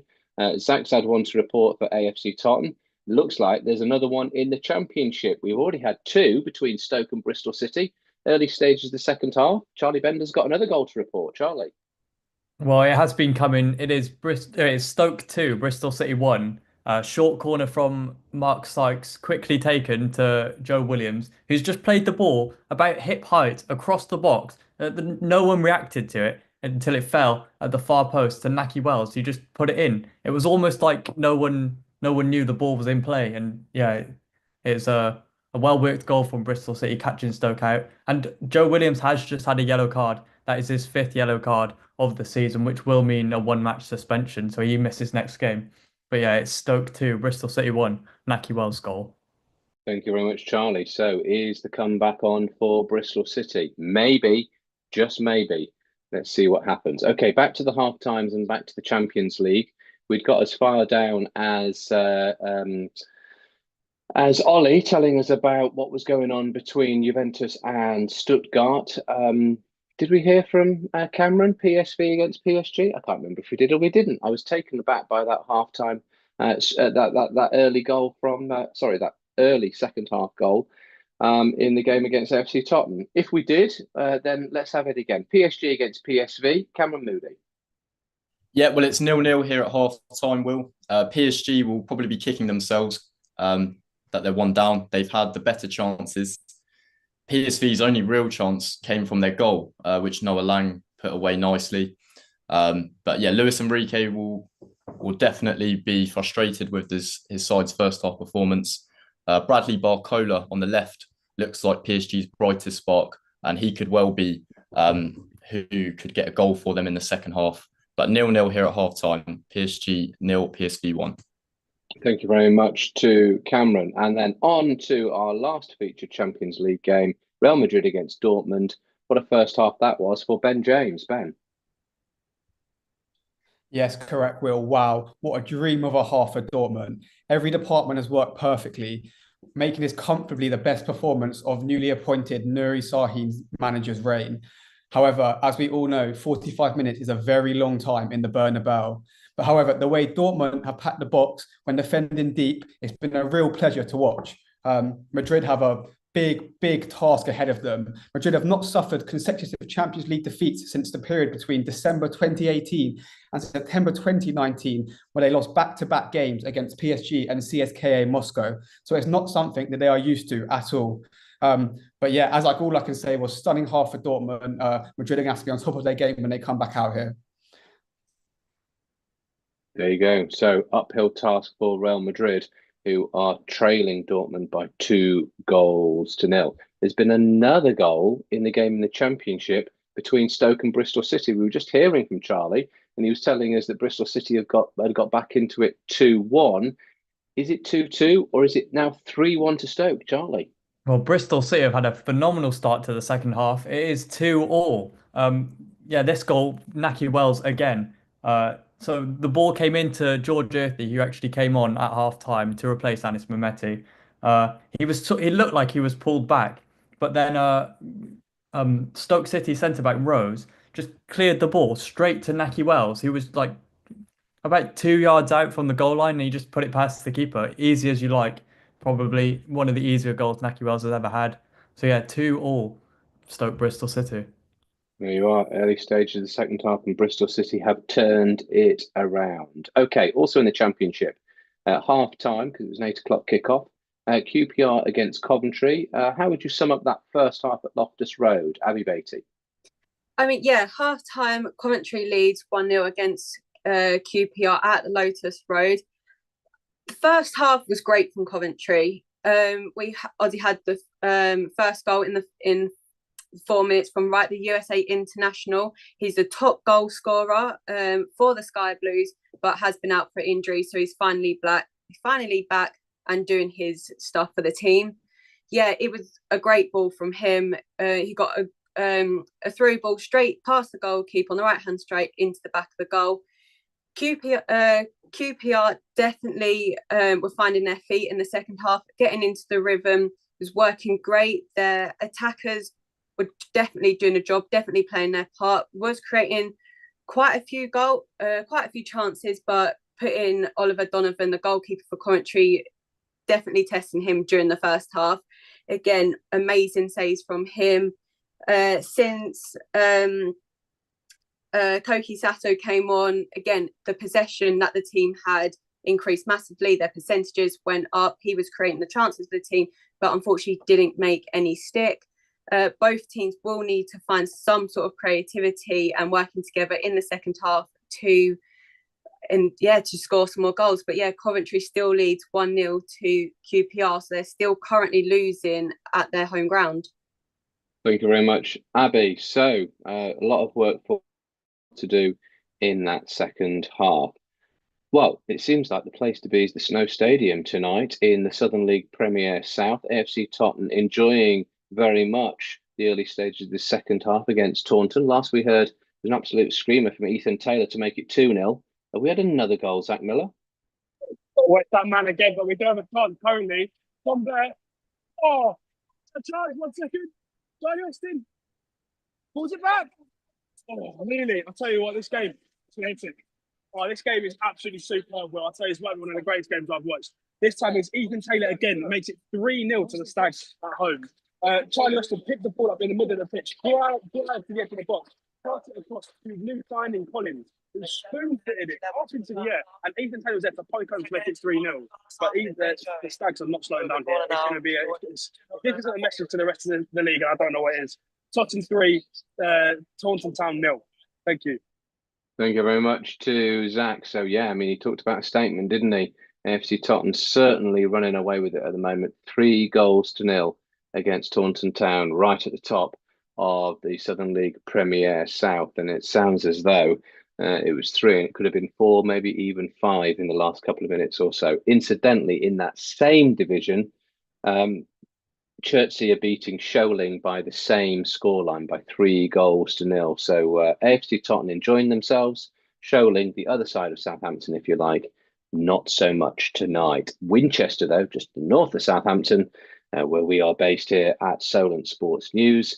Winchester 2, Gloucester City 2. So still all to play for in that match. And that is Gloucester, of course, in second division, taking on Winchester, who are almost righted down in the bottom 4. They're only one place above the bottom 4 before tonight. Okay, so let's go. Oh, well, in fact, we were just talking about Southern League Premier South. Let's stay with Zach because he's got another goal to report on. Zach. What I am watching right here, right now. It is the defender, Sam Magri, who is another corner crossed in it, and he has the simplest of headers that beats the keeper at the near post. It is the Stags 4, Taunton Town 0. It is only the 60th minute. What a game we have on our hands. Thank you very much. Thank you very much. 4 goals. That's exactly what we want to hear here on Solent Sports News tonight. AFC Totton doing us proud and holding up the South Coast goals. So 4-0 as we speak, and very much enjoying themselves at the top of the Southern League Premier South. Okay, back up to the Championship then. The 8 o'clock kickoffs, the 8 o'clock kickoff in the Championship and indeed the Champions League. They're enjoying a bit of downtown before getting going once more. But let's go back to the top. Preston against Norwich City at Deepdale. Joey Rapley. I'll tell you what, Will, 4 goals is exactly what you want, and 4 goals is exactly what we should have here at Deepdale. And after a long spell of Norwich possession in the Preston half, it's the chance that's fallen to Preston that has got the crowd with their hands on their heads. And it is Reece Jacobson who found himself through on goal out of almost nowhere, racing through from the inside of the Preston half, a whole way, beating Jose Cordoba for pace, squaring up to George Long, looking to use his right foot to curl it around the Norwich City shot stopper, but he just clips the outside of the post and puts it wide. As for anything else that's happened, Cade Gordon has come on for Norwich City and a change of formation for their right back, Kellen Fisher. So moving to a 3 at the back as Norwich City still look to get themselves back on level terms here at Deepdale. Norwich City 1, Preston 2. Thank you very much. So Norwich City currently trailing Preston by 2-1, but of course there's oh well, hold on, just at the corner of my eye, I seen the hand go up, which means that there must have been an equaliser in the game between Preston and Norwich, Joey, or have Preston taken a 3-1 lead? Well, I tried to hide my bias for the first goal, but I cannot hide it this time. It is Norwich City that have equalised, and it is Shane Duffy who is one of the most unlikely goal scorers you will see. And he has moved the ball from inside his own half, driven towards halfway through, finding the American striker, Josh Sargent. Norwich City's number 9 pulls the ball back to the edge of the box, where Shane Duffy has continued making a run to complete a 1-2, and the Irishman has fired it into the far left corner. And Norwich City have come from 2 goals down at Deepdale to pull back level at 2-2. With half an hour still to play, can they win it now? Preston 2, Norwich City 2. Well, can they win it? Indeed. It would be a comeback, wouldn't it? So we've seen a comeback between Stoke and Bristol City. Stoke early doors leading by 2-0. Bristol City are back to 2-2. Exactly the same things that's happened in our other Championship 7:45 featured game. Preston 2-0 up early doors. Norwich City pulled it back to 2-2. Blimey. Some really good action and 4 goals in 2 of our Championship featured matches so far. Okay, let's go down to League One. We were expecting goalmouth action between Wrexham and Huddersfield. Didn't exactly get that in the racecourse ground in the first half. Approaching the hour mark, how have things been recently, Tom? And unfortunately, Will, still not much to report on here at the racecourse. Huddersfield manager Michael Duffy had stern words at halftime, and they have come out this half trying to play a lot more football, and they probably dominated possession a lot more. He brought Danny Ward on for Callum Marshall up top, and Danny Ward has probably had a bit of an impact since come on. He forced a yellow card out of Owen O'Connor in defence for Wrexham, and he probably had the best chance of the half. He played through, he had a shot, but didn't really test goalkeeper Arthur Okonkwo. Still 0-0 here with 63 minutes played. So we haven't had the goals that we wanted in the game between Wrexham and Huddersfield. Bit of a disappointment, let's be honest. Not you, Tom, just the game. Don't worry. But there you are. You can't have it all. Sometimes, as we said before, you build these games up and they don't end up living up to those expectations. Talking of expectations, must be almost midway point in the second half for the game between Crawley and Lincoln. Last we heard, Crawley had taken an early second half lead. Is that still the scoreline, Chloe Jones? Yep, so we're just heading into our 65th minute here at Broadfield Stadium, and it is still Crawley Town 1, Lincoln City 0. It is sub after sub here at the moment. So we had originally starting it off with an injury from Crawley. So they had a pause of play briefly, and they put Armando was off. That was the one that was injured, and it was replaced by Harry Forster, who actually scored for them on Saturday against Reading. So a very promising sub for Crawley. And then obviously Lincoln really pushing back, trying to equalise. And then they've taken off Ring, and they've put Hackett on. And then two more subs from Crawley after that. So we had Anderson and Will Swan, obviously Will Swan being the one that scored the goal to kind of put them in front of Lincoln. And we've got Kamara on and Hepburn Murphy on. So yeah, a lot of subs, getting a lot of fresh feet on the field. Should be a really interesting rest of the second half. But for now, it is still Crawley Town 1, Lincoln City 0. Thanks very much to Chloe. Early doors in the Champions League games, and I believe there's been a goal between Juventus and Stuttgart. Which way's it gone, Ollie Price? It's that man, Dennis Undav, an absolute worldie of a strike. It starts on the left-hand side of the pitch. Middlestat plays a lovely crossfield ball to Undav, who's completely unmarked. And just outside the box, he uses the outside of his foot to put it near post, and the Perrin had no chance. Stuttgart have been all over Juventus. It's now Juventus 0, Stuttgart 1.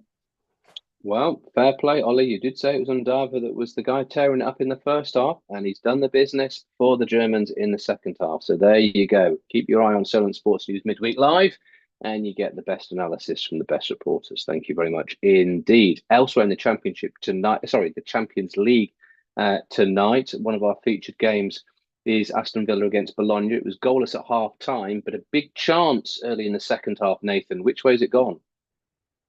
Yeah, it's gone Aston Villa's way as per the trend of the first half. There's a free kick on the halfway line that's played short to Konsa, who switches it to the right wing outside the box to Rogers, who plays a lovely ball in, and Bailey's shot just drizzles past the post. A couple of changes at half time for both sides.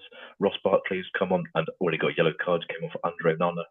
Jens Odegaard, the Danish, has come on for Ricardo Ossolini for Bologna. But yeah, still 0-0 here. Incidentally, if Aston Villa can get the win and not concede a goal, they'll only be the third side to win their first 3 games without conceding a goal. The other two being Leicester City in 16-17 and Malaga in 12-13. Where those two teams gone? Bit of food for thought there, but here at Villa Park, 50 minutes gone, still 0-0. Good stuff. Great stat. Thanks, Nathan. Yeah, that's the challenge ahead for Aston Villa, but they are doing all right at the moment. Anyway, let's go back to Juventus, back to Turin, because that goal that Ollie was just talking about has been disallowed. Ollie? I can't believe what I'm seeing. I have no idea what VAR has seen, what referees have seen. But basically what's happened is when the balls come in, it's hit Dennis and Dav just where the Champions League spot badge is. And they've called it a handball. And I have no idea what the refs have seen, but I think that's a good goal ruled out for no reason. But now it is Juventus 0, Stuttgart 0. There you are, you see. VAR. It's the goal celebration damp squid, isn't it? Just when you're getting out of your seats, celebrating good goals, that's why you want to watch EFL football. No need for VAR. A goal's a goal, and that is it. Anyway, onwards and upwards. I believe that finally we've had a chance of some size in the game between Wrexham and Huddersfield. Tom. Just as you spoke to me last, the game has finally come alive here. Ben Wiles had a brilliant chance, their top goal scorer this season, Huddersfield. He had a great chance, brilliant save from Albert Nkunku, and then catching Huddersfield out, he then has his distribution is absolutely unbelievable. He plays it over the top of their defence of Paul Mullen, who's then one-on-one with Matthew Pearson, the Huddersfield centre-back, tries to get his shot off, just wide of the post. Still 0-0 here. Thank you very much, Tom. But it looks as though the goals might be coming. Let's go back to the Championship because we haven't heard from Abby in the early part of the second half. That's an 8 o'clock kickoff. So like the Champions League games, early stages of the second half. When we were with her at half time, she was telling us about QPR 0, Coventry 1. Is that still the state of play, Abby? Yeah, 52 minutes in, score remains the same. Coventry's managed to hold on to the lead. QPR are trying to find their way in, but just can't. They just can't keep possession of the ball. Coventry defence definitely doing their job to try and keep it away. Coventry definitely have the advantage in the early stages of the second half. But yeah, score still remains 0-1 to Coventry. Thank you very much, Abby. So let me give you a quick rundown up and down the country and indeed around Europe on the latest. So in the 7:45 kickoffs in the Championship, Cardiff 2, Pompey 0, Leeds 2, Watford 1. So Watford have got one back in the last couple of minutes. Derby have also got an equaliser. It's Oxford 1, Derby 1. As we're hearing from Joey, Preston 2, Norwich 2. Sheffield Wednesday 0, Swansea 0 still. As we're hearing from Charlie, Stoke 2, Bristol City 2. That's both away teams in the game between Preston and Norwich and Stoke and Bristol City 2-0 down early on, and both come back to be tying 2-2. And as Abby was just saying, QPR 0, Coventry 1. In Sky Bet League 1, Barnsley 1, Charlton 0 is the latest. Birmingham 1, Bolton 0 is the latest. Bristol Rovers 1, Shrewsbury 0. Burton 2, Wickham 2. Crawley 1, Lincoln 0. That was what Chloe was telling us about a few moments or so ago. Exeter 1, Reading 2. It's Leighton Orient 1, Rotherham 0. It's now Peterborough 4, Blackpool 1. 20 minutes to go in that one. Stevenage 0, Cambridge 1. Stockport 0, Northampton 0. Wigan 1, Mansfield 2. And as Tom was telling us about, Wrexham 0, Huddersfield 0. In Sky Bet League 2, AFC Wimbledon 3, Morecambe 0 is the latest. Barrow 1, Notts County 0. Cheltenham 1, Bradford City 1. Chesterfield 1, Colchester 1. Doncaster 0, Bromley 1. It's goalless between Fleetwood and Crewe. Gillingham 0, Newport 2. Harrogate 0, Port Vale 1. MK Dons 2, Accrington 1. Salford 2, Swindon 1. Tranmere 0, Grimsby 1. And Walsall are currently beating Carlisle by 3-0. In the National League tonight, Eastleigh are trailing 2-1 away at Dagenham and Redbridge. It's Forest Green 3, Ebbsfleet 0. Maidenhead 2, Oldham 1. Rochdale 1, FC Halifax 0, goalless between Tamworth and Yeovil, and it's 1-1 between York City and Barnet. In the National League South, Bath 1, Weymouth 0, Chesham 0, Chippenham 1, as Jamie was telling us about. It's Farnham 0, Truro 1. Hampton Richmond are beating Eastbourne Borough by 2-1. Salisbury and Weston-super-Mare are currently playing out a 0-0 draw. It's Slough 1, St Albans 1, Tunbridge 1, Dorking 0. Torquay 1, Worthing 1, and 10 Men Welling are beating Enfield by 1-0. Okay, let's go back to the Champions League because I believe there's been a goal in the game between, he says, looking up and down, PSG against PSV. Cameron Moody. Yeah, that's right, Will. PSG's pressures finally paid off. It's a long-range strike outside the box from right-back Achraf Hakimi. The goalkeeper probably should have done better. It's gone through a whole crowd of players, so maybe his sight was a bit out, but it's gone through the legs of the keeper. It's PSG 1, PSV 1, 55 minutes here. Thank you very much to Cam. So Goals going in the Champions League, left, right, and centre. Talking of which, there's a goal gone in League One as well. Crawley against Lincoln City. Which way's it gone, Chloe Jones? It is Crawley Town 2, Lincoln City 0. Very unexpected, obviously. Lincoln City looked to be winning this match fairly easily, but unfortunately it's not gone their way in the second half. So it was Ronan Darcy takes it into the box, dribbles past all the Lincoln defenders with ease almost, and looks as if it bounces off his inside of his foot to go straight down on the left corner. But yeah. And there was also been more substitutions as well. There was a triple switch for Lincoln, but unfortunately it looks as if that those subs coming on didn't seem to pay off. But yeah, so it's Crawley Town 2, Lincoln City 0. Thank you very much, Chloe. Let's continue with the latest in the Southern League Premier South. AFC Totton 4, Taunton 0. We'll be catching up with Zach in a moment or so. Basingstoke 1, Hungerford 1.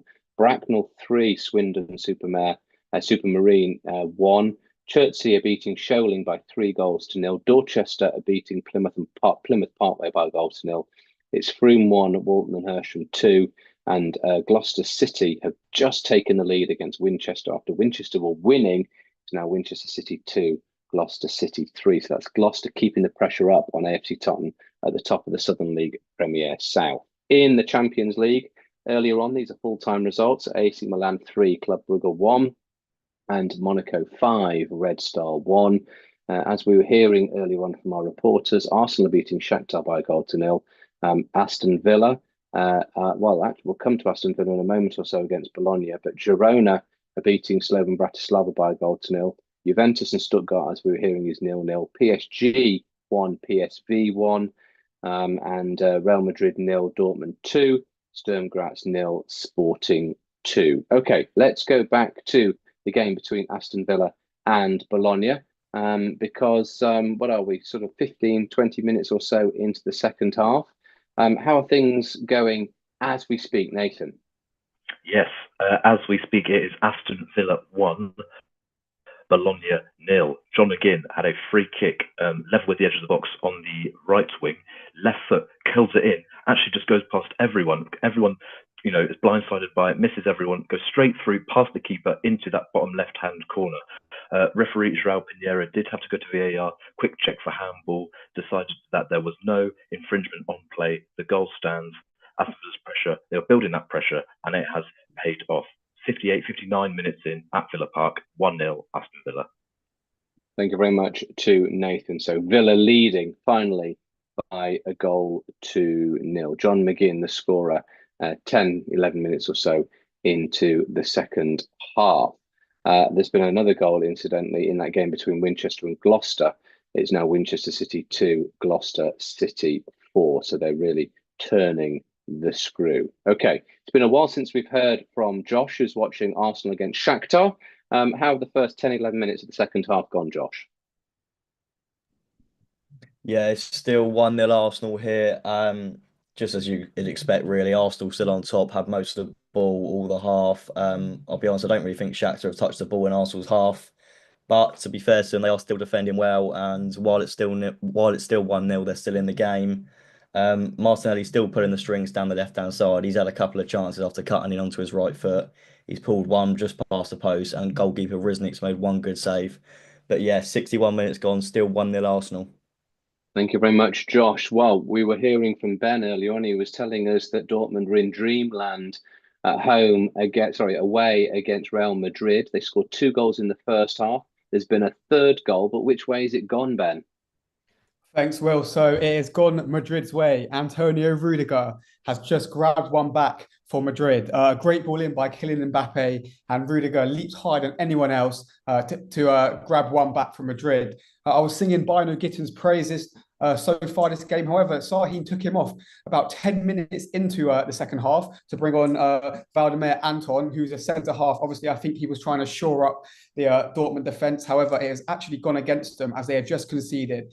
It is going to be a very, very long rest of the game now for Dortmund, who are pinned under pressure by Madrid. Madrid have had about 5-6 chances in the last 5 minutes. Dortmund can't even get out of their own box. As I said, it's going to be a long half an hour for Dortmund to see if they can hold on. At the moment, it is Dortmund 2, Madrid 1. Well, we've seen it time and time again, haven't we, with Real Madrid? Only need to turn back the clock a couple of years for that intense game against Manchester City, where Real Madrid just poured on the pressure time after time, wave after wave after wave, and they willed the ball into the back of the net that night. It looks like it might be the case again tonight. Real Madrid, you never rule them out when they're playing at home. It may be 2-0 down at half time. Now back to 2-1. You'd have to say that is very much game on. Okay, let's go to Cam, because I believe in that game between PSG and PSV, 1-1 we last heard, but there's been a big chance. Which way did it go, Cameron Moody? Yeah, it's very end-to-end here at the moment in Paris, Will. A lot of space in behind both sets of defences. Luke de Jong broke in behind the PSG defence. He was running one-on-one with keeper Donnarumma. He's tried to square it to the goal scorer Noah Lang, but it's been intercepted and it went behind for a corner.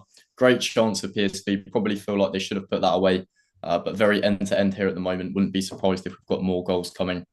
61 minutes, still 1-0.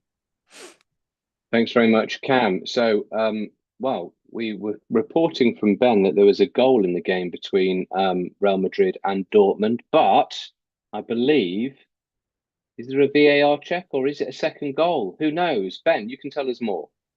Wow, Will, I barely had time to blink and the Madrid have equalised. Kylian Mbappe on edge of the box tried to go around Stuttgart. Stuttgart actually made a great challenge, but the ball luckily fell to Vinicius Junior, who tapped into an open net. There was a VAR. Oh, actually, they are now checking the goal. I thought that the check was over. However, I thought the check, was over. However, the referee is still. He's just given the goal. Yeah, he's given the goal. It's 2-2. Vinicius Junior with the second. As we were saying, you can never count out Madrid. You know what they're like. We saw it. We've seen it time and time again. I think, like I said, it's going to be a long rest of the game from Dortmund now. Madrid are on top and they're looking like the likely winners. We really have seen it with Real Madrid. It doesn't matter what stage of the game you are. If you are leading against them, it's never never a comfortable moment. That is for sure. So, 2-2 between Real Madrid and Dortmund. Sturm Graz 0, Sporting 2 is the latest. PSG 1, PSV 1 is the latest. Juventus 0, Stuttgart 0 is the latest. Girona 1, Slovan Bratislava 0. Well, before I go any further, there's been another game in the goal between Aston Villa and Bologna. Which way has it gone, Nathan Rawlings? Yep, Aston Villa have doubled their lead. It's Aston Villa 2, Bologna 0, 63 minutes gone, and it is that man, John Duran. He's on fire at the moment. The ball is on the left-hand side with Leon Bailey. He's tussling with the Bologna right-back, Stefan Posch. He managed to pick the ball up and plays a quick ball in to Duran, who has to get down low and uses his left foot to poke it in that bottom right-hand corner, just inside the 5-yard box. Villa continuing to have the majority of the ball. Bologna not really having much, sight of it, not having much chances. So at Villa Park, it is Aston Villa 2, Bologna 0. Yeah, looking good for Aston Villa. They are loving life, aren't they, in the Champions League so far this season. We've got news of a goal between QPR and Coventry. But before we do that, let's go back to the Snow Stadium. AFC Totton taking on Taunton Town. Last we heard it was 4-0. Now what's the score, Zach Miller? Well, believe it or not, it is 4-1. Centre-back Oliver Woodhouse managed to pull one back for the Peacocks. The game is starting to switch a little bit. Taunton Town are really attacking. I'm not sure whether Tottenham have taken the foot off the gas. And they're coming again with an attack, but it is cleared away by the Tottenham defender. But yeah, so it is currently 4-1 with 15 minutes left to play. A lot should be enough for the Stags to continue and take on 3 points. Oh, hold on with me a second. Clark is still on goal. He's 1-on-1. Strikes. That's good. That was secure all 3 points for him. So 15 minutes left to play. It's the Stags 5 and the Peacocks 1. Back to you, Will. Thank you. There we go. Goals as they go in live here on Solent Sports News Midweek Live. AFC Totton 5, Taunton 1. Elsewhere in that same division, Winchester 2, Gloucester City 4, and Chertsey are beating Sholing by 3-0. Okay, right. Let's go back to the Championship, to Abby Beatty watching QPR against Coventry. Abby. Yeah, Loftus Road has gone crazy. QPR have finally scored from that So Kieran Morgan came on, was a substitute for Dembele. The 18-year-old has scored for QPR. He's brought the home crowd's dreams back alive. He had a pass in from Smith on the right-hand side. Didn't even look like Morgan even went to score. The ball flew off his right foot, just brushed the fingertips of the goalkeeper and straight into the back of the goal. So it's now level. It's QPR 1, Coventry 1. The crowd has gone insane. There we go. Excellent stuff. 1-1 in that 8 o'clock kickoff in the Championship. Let's go back to the other matches in the Championship because we're going into the last sort of 8-9 minutes or so in our featured game at the top. Preston were drawing 2-2 with Norwich City. What's been happening in the last few minutes, Joey Rapley? Well, it is very much an end-to-end game at this point. Both sides looking to win it, but also trying their best not to commit a mistake in order to give the 3 points away. As Preston race from the left-hand side as you join me, and Holmes cuts inside, but it's well defended, and the offside flag was up. Nevertheless, Norwich City have made a couple of changes as well, bringing on Gabriel Forsyth and Ben Griseni, as Preston also make a couple of changes, bringing on Frock Hyatt for the on-loan Sam Greenwood. And Holmes has come off the goal scorer for Thor Darson. There is 7 minutes remaining here at Deepdale with both teams pushing hard for a winner. Hopefully, I'll come back to you very soon with a winner. Here we go. Preston 2, Norwich City 2. Thanks, Joey. So it must be around about the same time in the game between Stoke City and Bristol City, Charlie Bender. Same score, same time. How are things going in the last few minutes? Well, just into the 83rd minute now, it is still 2-2. And Bristol City have absolutely piled the pressure on in this game. They've been looking for that third goal since they got the second. They've been on top. Stoke have barely been able to respond. They have got a tiny bit of possession now, but Bristol City have had 28 shots to Stoke's 8. But yeah, they just can't find that finishing touch for the third goal. And the man who scored 2 goals for Bristol City, Nahki Wells, has been subbed off for Sinclair Armstrong. So they have refreshed their legs up front, so they'll be going for it. But Stoke, do just have a corner here. They've just whipped it in. Oh, it was headed across goal face by Jason Knight, but it's gone out for another corner. So Stoke 2, Bristol City 2. Thanks, Charlie. Looks like both teams absolutely going for it. Elsewhere in the Championship, Cardiff 2, Pompey 0, Leeds 2, Watford 1, 1-1 between Oxford and Derby. Swansea drawing 0-0 away at Sheffield Wednesday. And as we were hearing, Stoke 2, Bristol City 2, QPR 1, Coventry 1, and Preston 2, Norwich 2. Down to League One then. Our featured game is Wrexham against Huddersfield. Must be into the last 4 or 5 minutes. Any sniff of a goal, Tom? In the 85th minute here now, Will. And yeah, there has been chances from both teams, but still it's just a lack of focal point for both sides. There has been one positive substitution by Huddersfield, and Danny Ward. This first, second half, he has looked most capable. You know, he probably had the best chance of the half. And then again, just 5 minutes ago, he played through Bojan Radulovic, who was through on goal, the goalkeeper. And great goalkeeper from Arthur Okonkwo, who him running out his neck, pick the ball up. Brilliant set of goalkeeping from him. And then Wrexham, from a couple of minutes later, they had a free kick, ball into the box, headed over the area. Ollie Palmer's there for a tap-in, and some brilliant defender by Mikael Miller, who intercepts it. Still 0-0 here, and both teams looking for a winner. Let's see whether or not either one of them can craft that winner. Must be inside the last 5 minutes in the game between Crawley and Lincoln City as well. Last we heard, Crawley were slightly on top. Is that still the case, Chloe Jones? Yep, so we're in the 87th minute here, and it is still Crawley Town 2, Lincoln City 0. Obviously, an unexpected kind of lead for Crawley Town here, kind of just proving how much that they deserve to obviously be in League One as being promoted this season. They almost had a third goal as well. However, unfortunately, the ball just didn't connect to Camara's foot. It seems to almost be a tactic for Crawley to take off their goal scorers, as they took Darcy off and put Holohan on. And unfortunately, they might come up with a bit of trouble as they are now out of subs. So if they do end up scoring anymore. But yeah, unfortunately, all Lincoln City are getting here is yellow cards. There was a yellow card for O'Connor, who's the captain, and also Rowan as well. He also got a yellow card as well. But yeah, still Crawley Town 2, Lincoln City 0 in these last few minutes at the Broadfield Stadium. Thanks, Chloe. Back to the Championship. A big chance in the game between Stoke and Bristol City. Charlie Bender. Yeah, Milian Manouf he was just played through a brilliant ball over the top. He seemed to have all the time in the world. He tried to play it past the keeper, giving it to his teammate who was running with him, but Zach Viner intercepted it. It then fell to one of the Stoke players who shot. It was saved by Max O'Leary, and the ball just went up into the air, and it fell agonizingly slowly, but just over the crossbar for Stoke. So it's still 2-2. Yeah, it's still 2-2 here. The dying embers of that game. Will there be a winner for either side? Time will tell. The other latest into the last sort of 3-4 minutes of most of these games in League One. Barnsley 1, Charlton 1.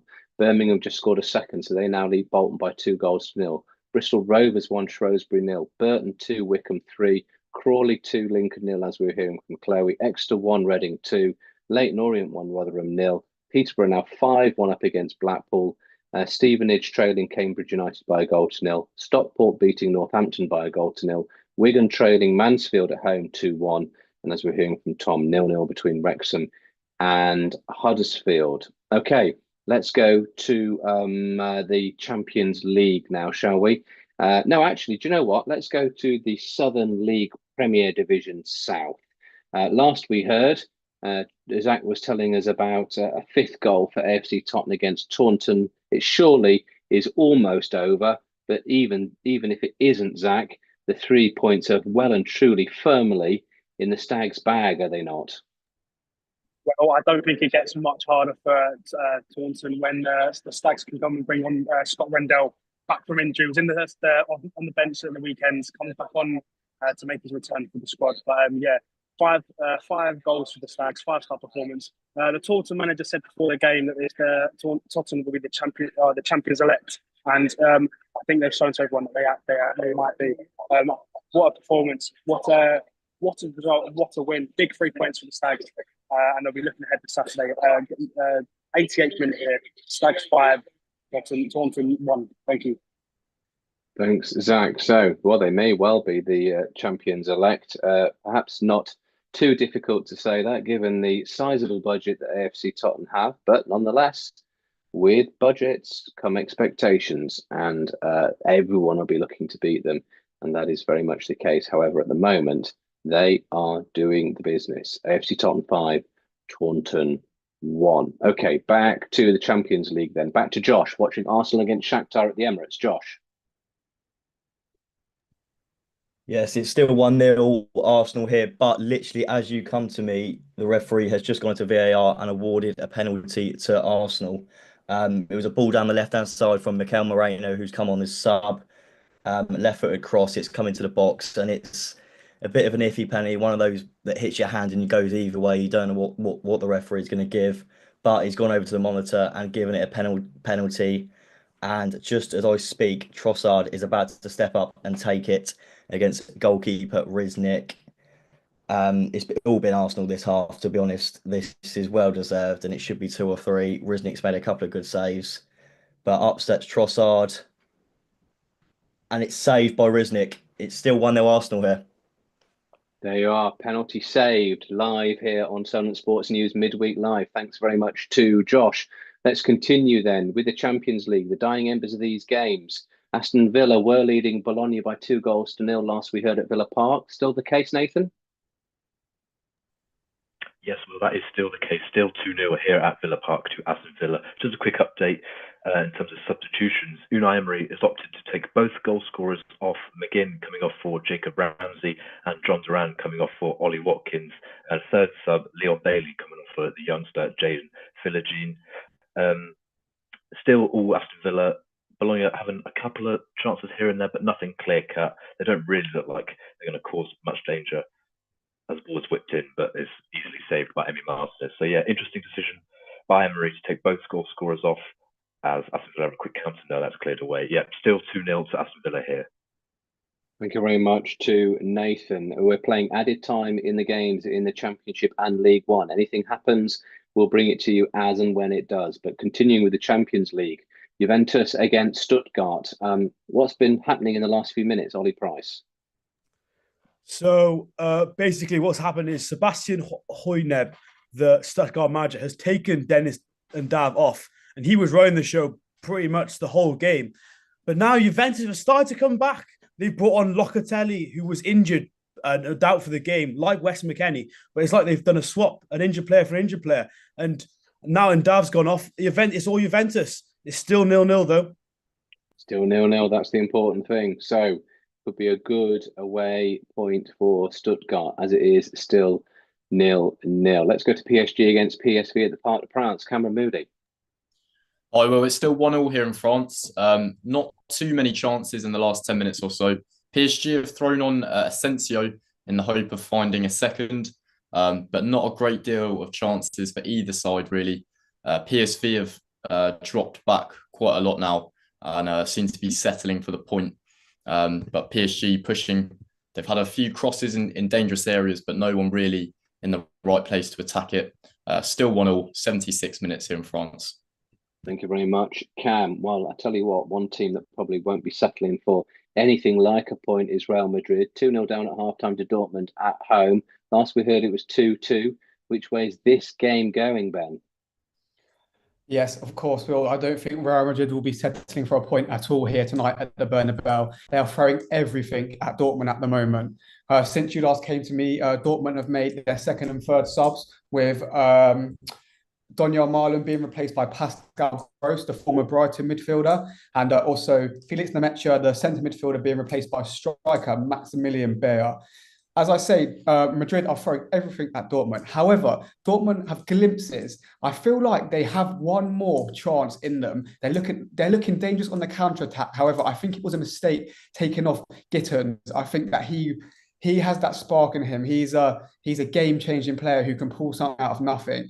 As it stands, Madrid are all over Dortmund, but I just feel like Dortmund have one more chance in them.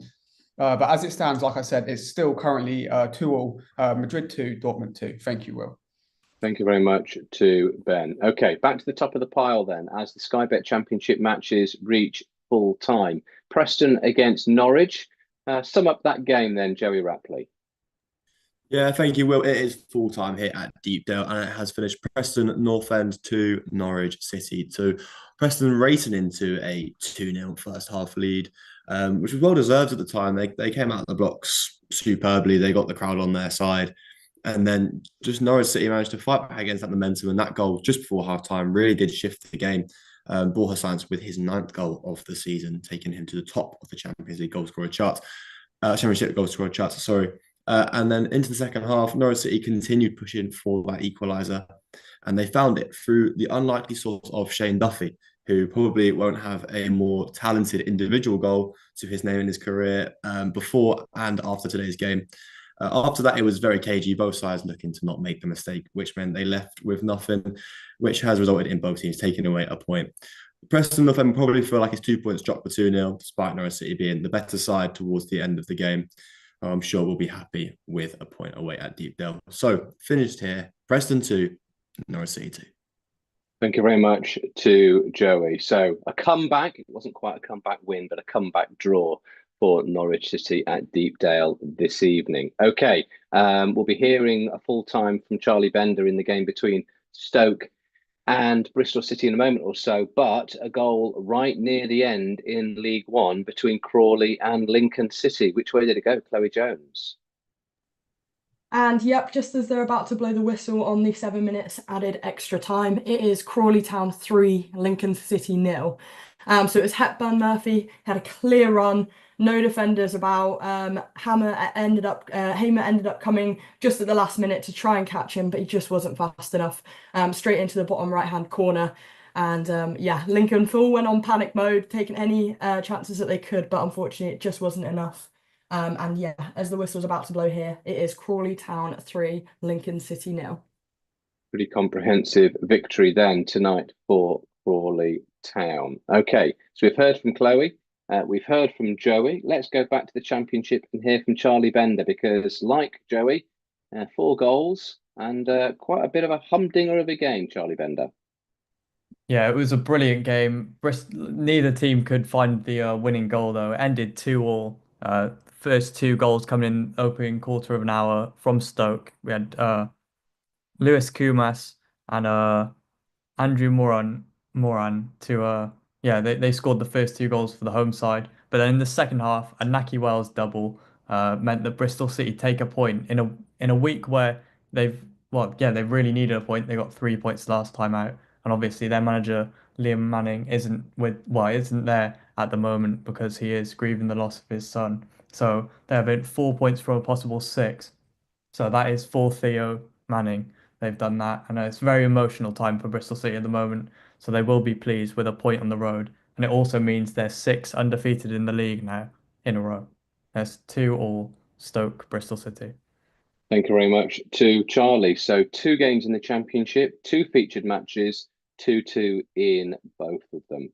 Let's go then down to the Southern Premier League South before we wrap up the other game in League One and hear about a fine win and a 5-star performance from AFC Totton against Taunton Town. John Duncart.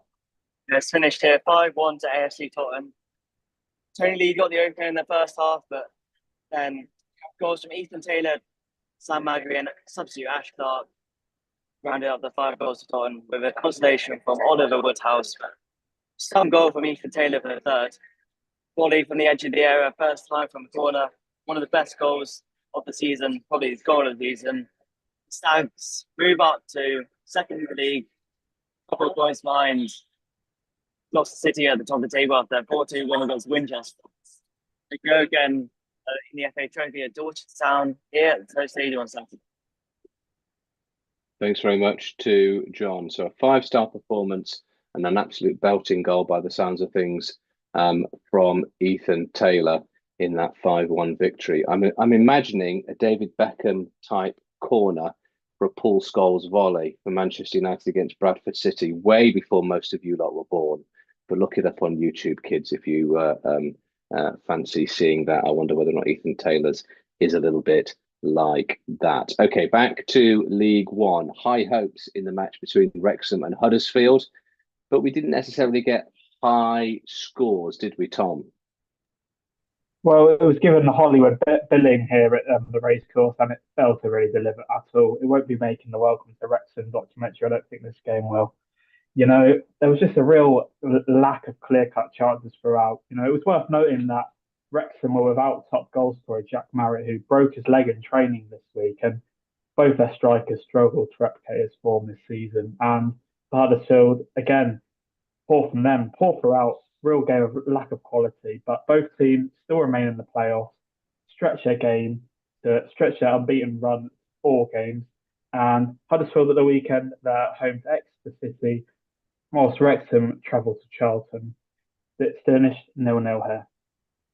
Thanks, Tom. Well, yeah, absolutely. At least Wrexham is still very much in the hunt. Birmingham, fine victors tonight, though, so they extend their lead by 4 points at the top of the table.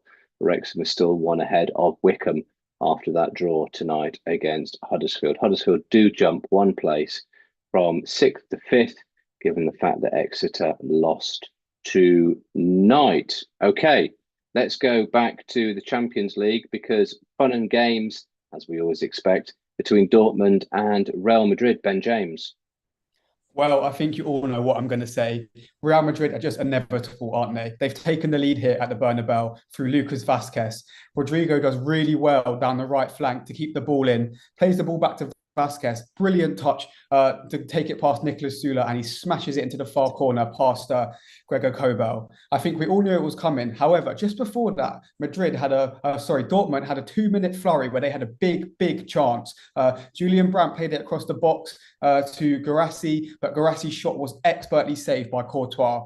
But yeah, as I think we all expected, when it goes to 2-2, Madrid late stages, they just have something that other teams don't have. So currently, Madrid have taken the lead. It is Real Madrid 3, Borussia Dortmund 2. Thank you very much, Ben. Yes, as you say, the unpredictable becomes the predictable with Real Madrid. Well, talking of goals, talking of action, have we seen another one in the game between Juventus and Stuttgart or not? Ollie Price. So it's a penalty to Stuttgart in the dying moments. Danilo's been sent off for a second yellow. And here the penalty's coming now. It's Enzo Miller who's about to take it. He steps up and it's saved by Perrin. Juventus is going absolutely berserk. Perrin dives down the right way. It's not a bad penalty, but it's an even better save by Perrin. It's still 0-0 in this game somehow, Will. Somehow indeed. Goodness gracious me. What drama. What drama between Juventus and Stuttgart right at the end. Stuttgart facing the pet chance to score and win a famous game against Juventus, and they see their penalty saved. Well, we were just hearing from Ben James, and he was telling us about Real Madrid 3, Dortmund 2, but there's been another goal at the Bernabeu. Which way's it gone, Ben? Yes, thank you, Will. I think it's all over here now. Like in the first half, Madrid have once again scored 2 in 2 minutes. Vinicius Jr. has run down the wing, used his blistering pace. No one can catch him. He takes it past Schlotterbeck, cuts inside, and it's a typical Vinicius Jr. finesse shot into the far right corner. I think it's well and truly over here for Dortmund now. Madrid are just come out in the second half. They've just been on top. They've been untouchable. I think, as we all know, it was when they went to 2, like I said, it's always going to happen. I think Dortmund have really, really stepped up tonight, shown what they could and can play like, but I just think Madrid have just outplayed them in this second half. It is currently Real Madrid 4, Borussia Dortmund 2. Thanks very much too, Ben. Dying members of that game, looks like it's absolutely the result that Real Madrid would have wanted. Perhaps not the 2-goal deficit at half-time, but certainly the result that they would have wanted. Okay, let's go to National League South, because we had a reporter tonight, Jamie, watching Chesham against Chippenham Town at half-time. We heard that Chippenham were winning by 1-0. Not quite the way it ended up, is it, Jamie? No, Will. In a remarkable turn of events, it's finished Chesham 3, Chippenham Town 1.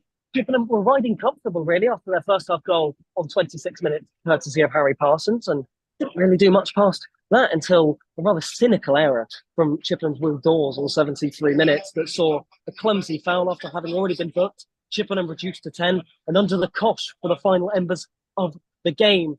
And Chesham would take absolute advantage. They would score twice in recorded 76 seconds to turn the game from 1-0 to 2-1 to them, and pretty much take home all 3 points. It was confirmed in the 8.5 minute of stoppage time, when it was a wonderful piece of play from Omar Rowe down the right-hand side. He would flash the ball across goal. And to sum up Chippenham's night, Lewis Colwell would get the ball stuck underneath his feet and tuck it into his own net. Full time here at the Meadow, Chesham 3, Chippenham Town 1. Thank you very much to Jamie. So 4 goals in that one. We had 6 goals in the game between AFC Totton and Taunton Town. There you are, you see. Go and watch non-league football, guys. You get drama, you get action, you get red cards, you get volleys from the edge of the box. You get all sorts of fun and games. But thanks ever so much to our reporters for keeping us up to date with that. Back to the Champions League. Back to Josh. What's going on? It must be almost the end of the game between Arsenal and Shakhtar at the Emirates, Josh. Yeah, still 1-0 here at the Emirates. There is about 5 minutes left. There was 6 minutes added on injury time. Still 1-0 Arsenal. It's been a pretty dull second half, to be fair. Arsenal, you'd say they're on top, but they haven't really created much. Shakhtar have struggled really to create anything. The quality of Arsenal's press has just outdone them, really. Martinelli's played well second half again. Couple of shots, couple of chances that have just gone wide, but nothing really to report on. Still 1-0, 5 minutes to go. Thanks very much, Josh. Also, we are playing added time in the game between QPR and Coventry. What's been happening in the last few minutes, Abby Beatty?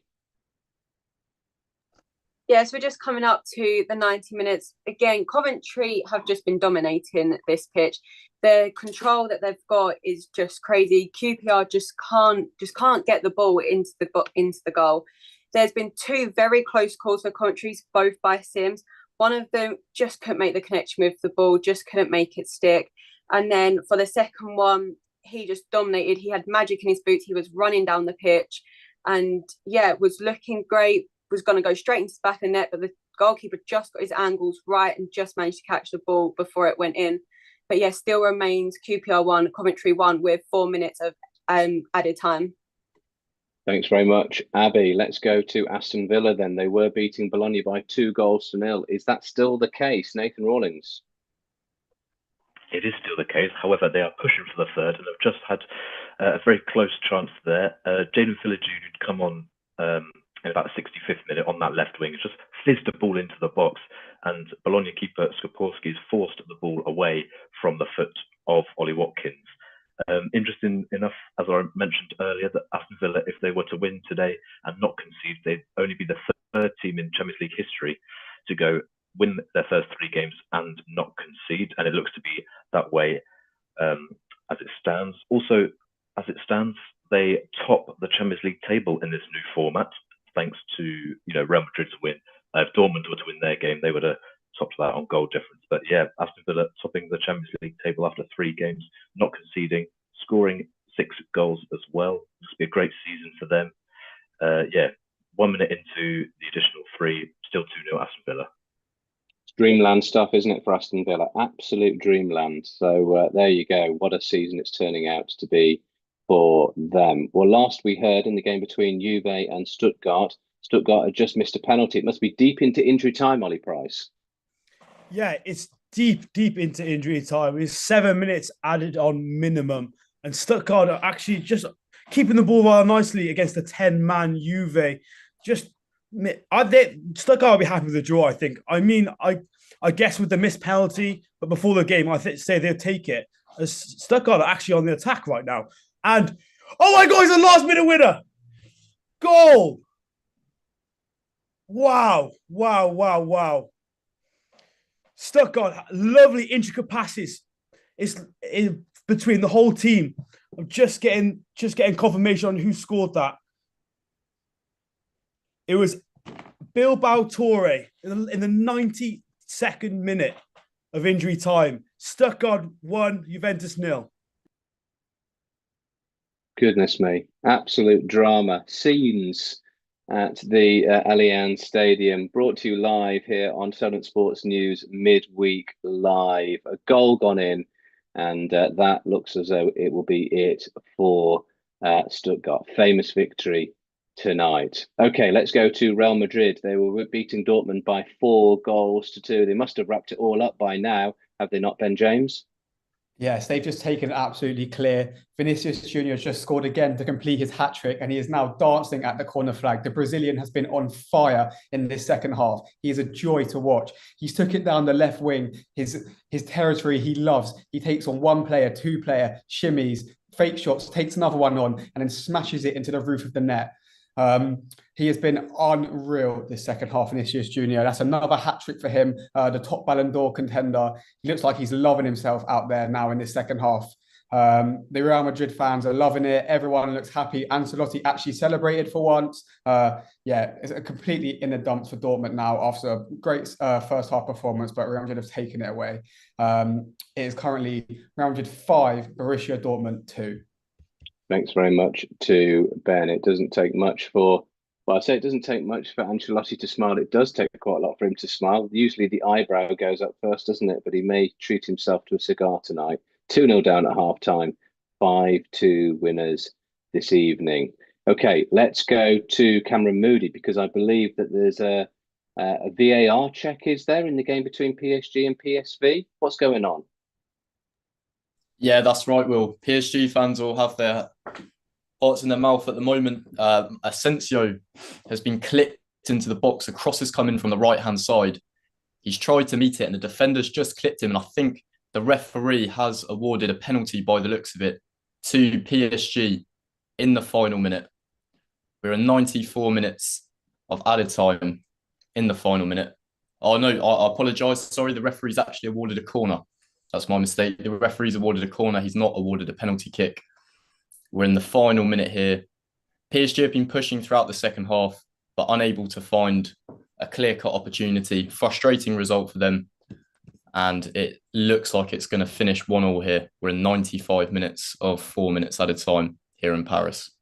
Thanks very much, Cam. So 1-1 between PSG and PSV. Let's go back to the Championship, because the 8 o'clock kickoff between QPR and Coventry has finished. Abby Beatty. Yeah, so it's finished again 1-1 QPR Coventry. There's a close goal for Anderson right at the end for QPR, but all the fans were on their feet, but then just missed it, and you could just feel the side. They were so close, but a great goal from Kieran Morgan, the 18-year-old who moved to QPR from Spurs in the summer, managed to get a point that he won't forget for the team. Both teams showcase great moments, both of their passing, their shots on target was just amazing. Coventry did have the upper hand throughout the match. They had more control, possession throughout the game. However, QPR did have so much determination, worked great as a team to secure a point. Obviously, Coventry took the lead very early on, but QPR did manage to get it back in the 63rd minute. But yeah, just both amazing goals from Wright, who is the only goal scorer for Coventry to have scored more than one goal. He's now scored 4 in the Championship. Yeah, it was actually an amazing game, even though it was 1-1 to both of them. Thanks very much, Abby. So good game, end-to-end stuff. Honours shared in that particular match. Let's go to Chloe then in League One. There was a lot of injury time, but full time between Crawley and Lincoln City. Chloe. Yep, so the game ended Crawley Town 3, Lincoln City 0. So yeah, obviously a first win for Crawley's new manager, Rob Elliott, and it finally finishes their 6th consecutive streak of defeats. So big result for them. Maybe the fresh start Elliott was hoping for when he joined the team. In terms of clearances, it was quite a big statistic that stood out to me. So 47 clearances from Crawley Town to 10 from Lincoln. So it just shows the strong defence of Crawley and how accurate, obviously, their shots were when they were in the right positions. I was thinking that it almost feels like they tuned into us live on Solent Sports News tonight in Lincoln's locker room at half-time, heard me say it's only a matter of time till they score, and then they just completely lost their heads because it was all Crawley Town were all over Lincoln in the second half. And yeah, Lincoln couldn't do too much to kind of pull back from it. So it's now 2 defeats for Lincoln after their defeat to Birmingham City on Saturday. But yes, so it finishes Crawley Town 3, Lincoln City 0 here at Broadfield Stadium. Thanks very much to Chloe. So just to confirm, those full times in the Championship and in League One, it ended Cardiff 2, Portsmouth 0, Leeds 2, Watford 1, Oxford United 1, Derby County 1. Finished 2-2 between Preston and Norwich City, 0-0 between Sheffield Wednesday and Swansea. It was Stoke 2, Bristol City 2, and QPR 1, Coventry 1. So we had 3 featured matches, 3 draws in the games at Deepdale, Bet365 and Loftus Road. In League One, it ended Barnsley 2, Charlton 2, Birmingham 2, Bolton 0. So Birmingham consolidate their place at the top of the League One table. Bristol Rovers 1, Shrewsbury 0, Burton 2, Wickham 3. It ended Crawley 3, Lincoln 0, as Chloe was just telling us. Exeter 1, Reading 2, Leyton Orient 1, Rotherham 0. Peterborough stuck 5 past Blackpool in a 5-1 win. Stevenage 0, Cambridge United 2. Ended 1-1 between Stockport and Northampton. Wigan fell at home to Mansfield by 2-1. And as Tom was telling us, Wrexham 0, Huddersfield 0. In League 2 tonight, AFC Wimbledon 3, Morecambe 0, Barrow 1, Notts County 1, Cheltenham 1, Bradford City 1. It ended 1-1 between Chesterfield and Colchester. It was Doncaster 0, Bromley 1, Fleetwood 0, Crewe 1, Gillingham 0, Newport 2, Harrogate 0, Port Vale 1. Full-time MK Dons 1, Accrington 1, MK Dons 2, beg your pardon, Accrington 1, Salford 2, Swindon 1, Tranmere 0, Grimsby 1, and Walsall beat Carlisle by 3-1. In the National League tonight, Dagenham and Redbridge drew 2-2 with Eastleigh. So despite Eastleigh having a man sent off in the dying embers of that game, that was Brindley, McCallum scored an injury time equaliser for Kelvin Davis's side. So Dagenham and Redbridge 2, Eastleigh 2 was a full-time. Forest Green 3, Ebbsfleet 1. It ended Maidenhead 2, Oldham 2. It ended Rochdale 2, Halifax 1. It was goalless between Tamworth and Yeovil, and York City 3, Barnet 1. In the National League South, Bath 1, Wickham 1, Chesham 3, Chippenham 1, as Jamie was telling us. Farnborough 1, Truro 1. Hampton and Richmond beat Eastbourne Borough by 3-1. Salisbury lost at home to Weston-super-Mare 2-0. Slough 2, St Albans 2 was a full-time. Tunbridge 1, Dorking 0. Torquay 2, Worthing 1. And Welling 1, Enfield 0 was a full-time result. As we heard from Zach and John at the Snow Stadium. It ended AFC Totton 5, Taunton Town 1. It was 1-1 between Basingstoke and Hungerford in the same division. Bracknell beat Swindon Supermarine 4-2. Chertsey beat Sholing by 4-0. Dorchester beat Plymouth Parkway 1-0. It was Frome 2, Bournemouth Hersham 2, and Winchester lost at home to Gloucester City by 4-2. Okay, let's go to the Champions League. We've heard some of the full times, but let's wrap them up. We heard about Arsenal and Shakhtar, but we haven't heard the full-time report from Nathan. Aston Villa, a fine night, winning against Bologna. Nathan. Yeah, full-time here, 2-0 to Aston Villa, topping off what has been an incredible season and an incredible winning run from Villa. They actually haven't lost a game in all competitions since August. That came against Arsenal in the Premier League. As I said, they sit fourth in the Premier League after a great season, topping the Champions League season as it stands. Obviously, games pending tomorrow. And a dominant performance it was today. Bologna, had some chances in the first half, but Villa came out second half. I don't know what Emery said in that dressing room at halftime, but it must have really, kicked Villa into gear, and they never looked back since, scoring, early on and, maintaining that pressure that they had throughout the game. McGinn scoring after missing a few games through injury, and Duran, he usually comes off the bench. He's famous for that. If you've been watching the Premier League, but maybe securing his place in the starting lineup. So yeah, dominant game for Aston Villa. Lifting them up, and they're still riding that high of an incredible start to the season. Full time at Villa Park, Aston Villa 2, Bologna 0. Thank you very much to Nathan. On to Juventus against Stuttgart. Real drama at the Allianz Stadium tonight. Missed penalties, sending offs, late goals. Ollie Price, wrap it up for us. Yeah, so it finished Juventus 0, Stuttgart 1. Loads of big talking points from that game. Juventus on a fine run of form before they lost this game. At the end, just not really much to go off. Juventus just camped in their own half, trying to get out, but obviously with a man down, you can't do that much. I just want to say, man of the match performance from Dennis and Dav. I've said his name so much, but generally was a performance I will not forget in a long time. Very, very, very well done to him. Again, Traore, who scored the winner, seen a full time, like getting graces from everybody. It seems like a really big goal for the team, as they've struggled in the Champions League and in the league. But it finished Stuttgart 1, Juventus 0. Game was really, really boring at times, but then right at the end we got a massive drama. So yeah, Juventus 0, Stuttgart 1. Thank you very much there to Ollie. Let's move on to Cameron Moody then. He was watching PSG against PSV at the Parc des Princes. Sum up that game, Cam. Yeah, it finished 1-1 in Paris tonight, Will. I think a frustrating result overall for Luis Enrique's men. That's only one win out of their opening 3 now in the Champions League. So they'll be looking to improve in the upcoming matches for sure. A good result for PSV, though. They've now extended their unbeaten run to 6.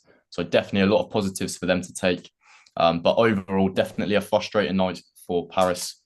And they certainly need to improve their form if they're going to qualify for the next round of the knockout stages. They do indeed. So 1-1 there between PSG and PSV. And then finally, let's hear about an amazing second half comeback from Real Madrid against Dortmund. Ben James. Yeah, thank you, Will. 5-star Madrid have got it done tonight, scoring 5. It sounds comfortable, and to be honest, it really was. Real Madrid are back to winning ways in the Champions League thanks to a stunning second half and their stunning Brazilian forward, Vinicius Junior. However, it's hard not to think of what could have been for Dortmund tonight. It reminds me personally so much of last year's final in the first half, where Dortmund was so dominant but unravelled in the second half. Just a quick reminder that Dortmund was 2-0 up and looking comfortable before Borussia Dortmund manager Sahin made his defensive substitution only 10 minutes into the second half, taking off.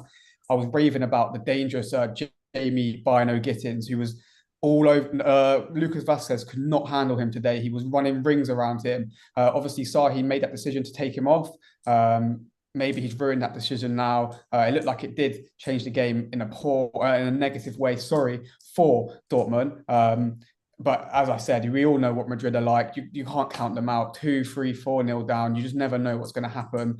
Vinicius Jr. with a hat-trick, Lucas Vazquez and Antonio Rudiger, the centre-back, with the other 2 goals in what was, a comfortable performance from Madrid tonight, who are back to winning ways in the Champions League. Thank you very much, Ben. Full-time Real Madrid 5, Dortmund 2. Okay, so looking at the Champions League table just briefly before we end tonight. 3 wins from 3 for Aston Villa. They sit top of the table. Who would have thought that? 9 points after 3 rounds.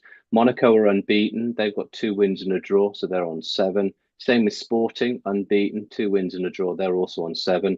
Arsenal have got 2 wins and a draw, although they drew their first match, but they've won back-to-back since then. So Arsenal also on 7 points. Then Dortmund are in 5th, having won twice and lost 1.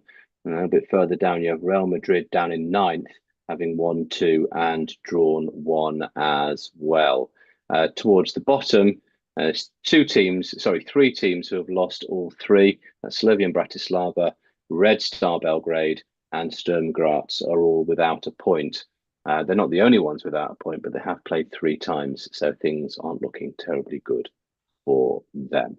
Okay, that rounds up all the action in the Champions League, the Championship, League One, League Two, Southern Premier League, the National League, and indeed everything in between. It's a big thank you for our reporters tonight: Joey Rapley, Charlie Bender, Abby Beatty, Tom Scroston, Chloe Jones, Jamie Olazinski, John Duncalf, Zach Miller, Josh Lewinsky, Nathan Rawlings, Ollie Price, Cameron Moody, and Ben James. Also a warm thanks from me, your presenter, Will Cope.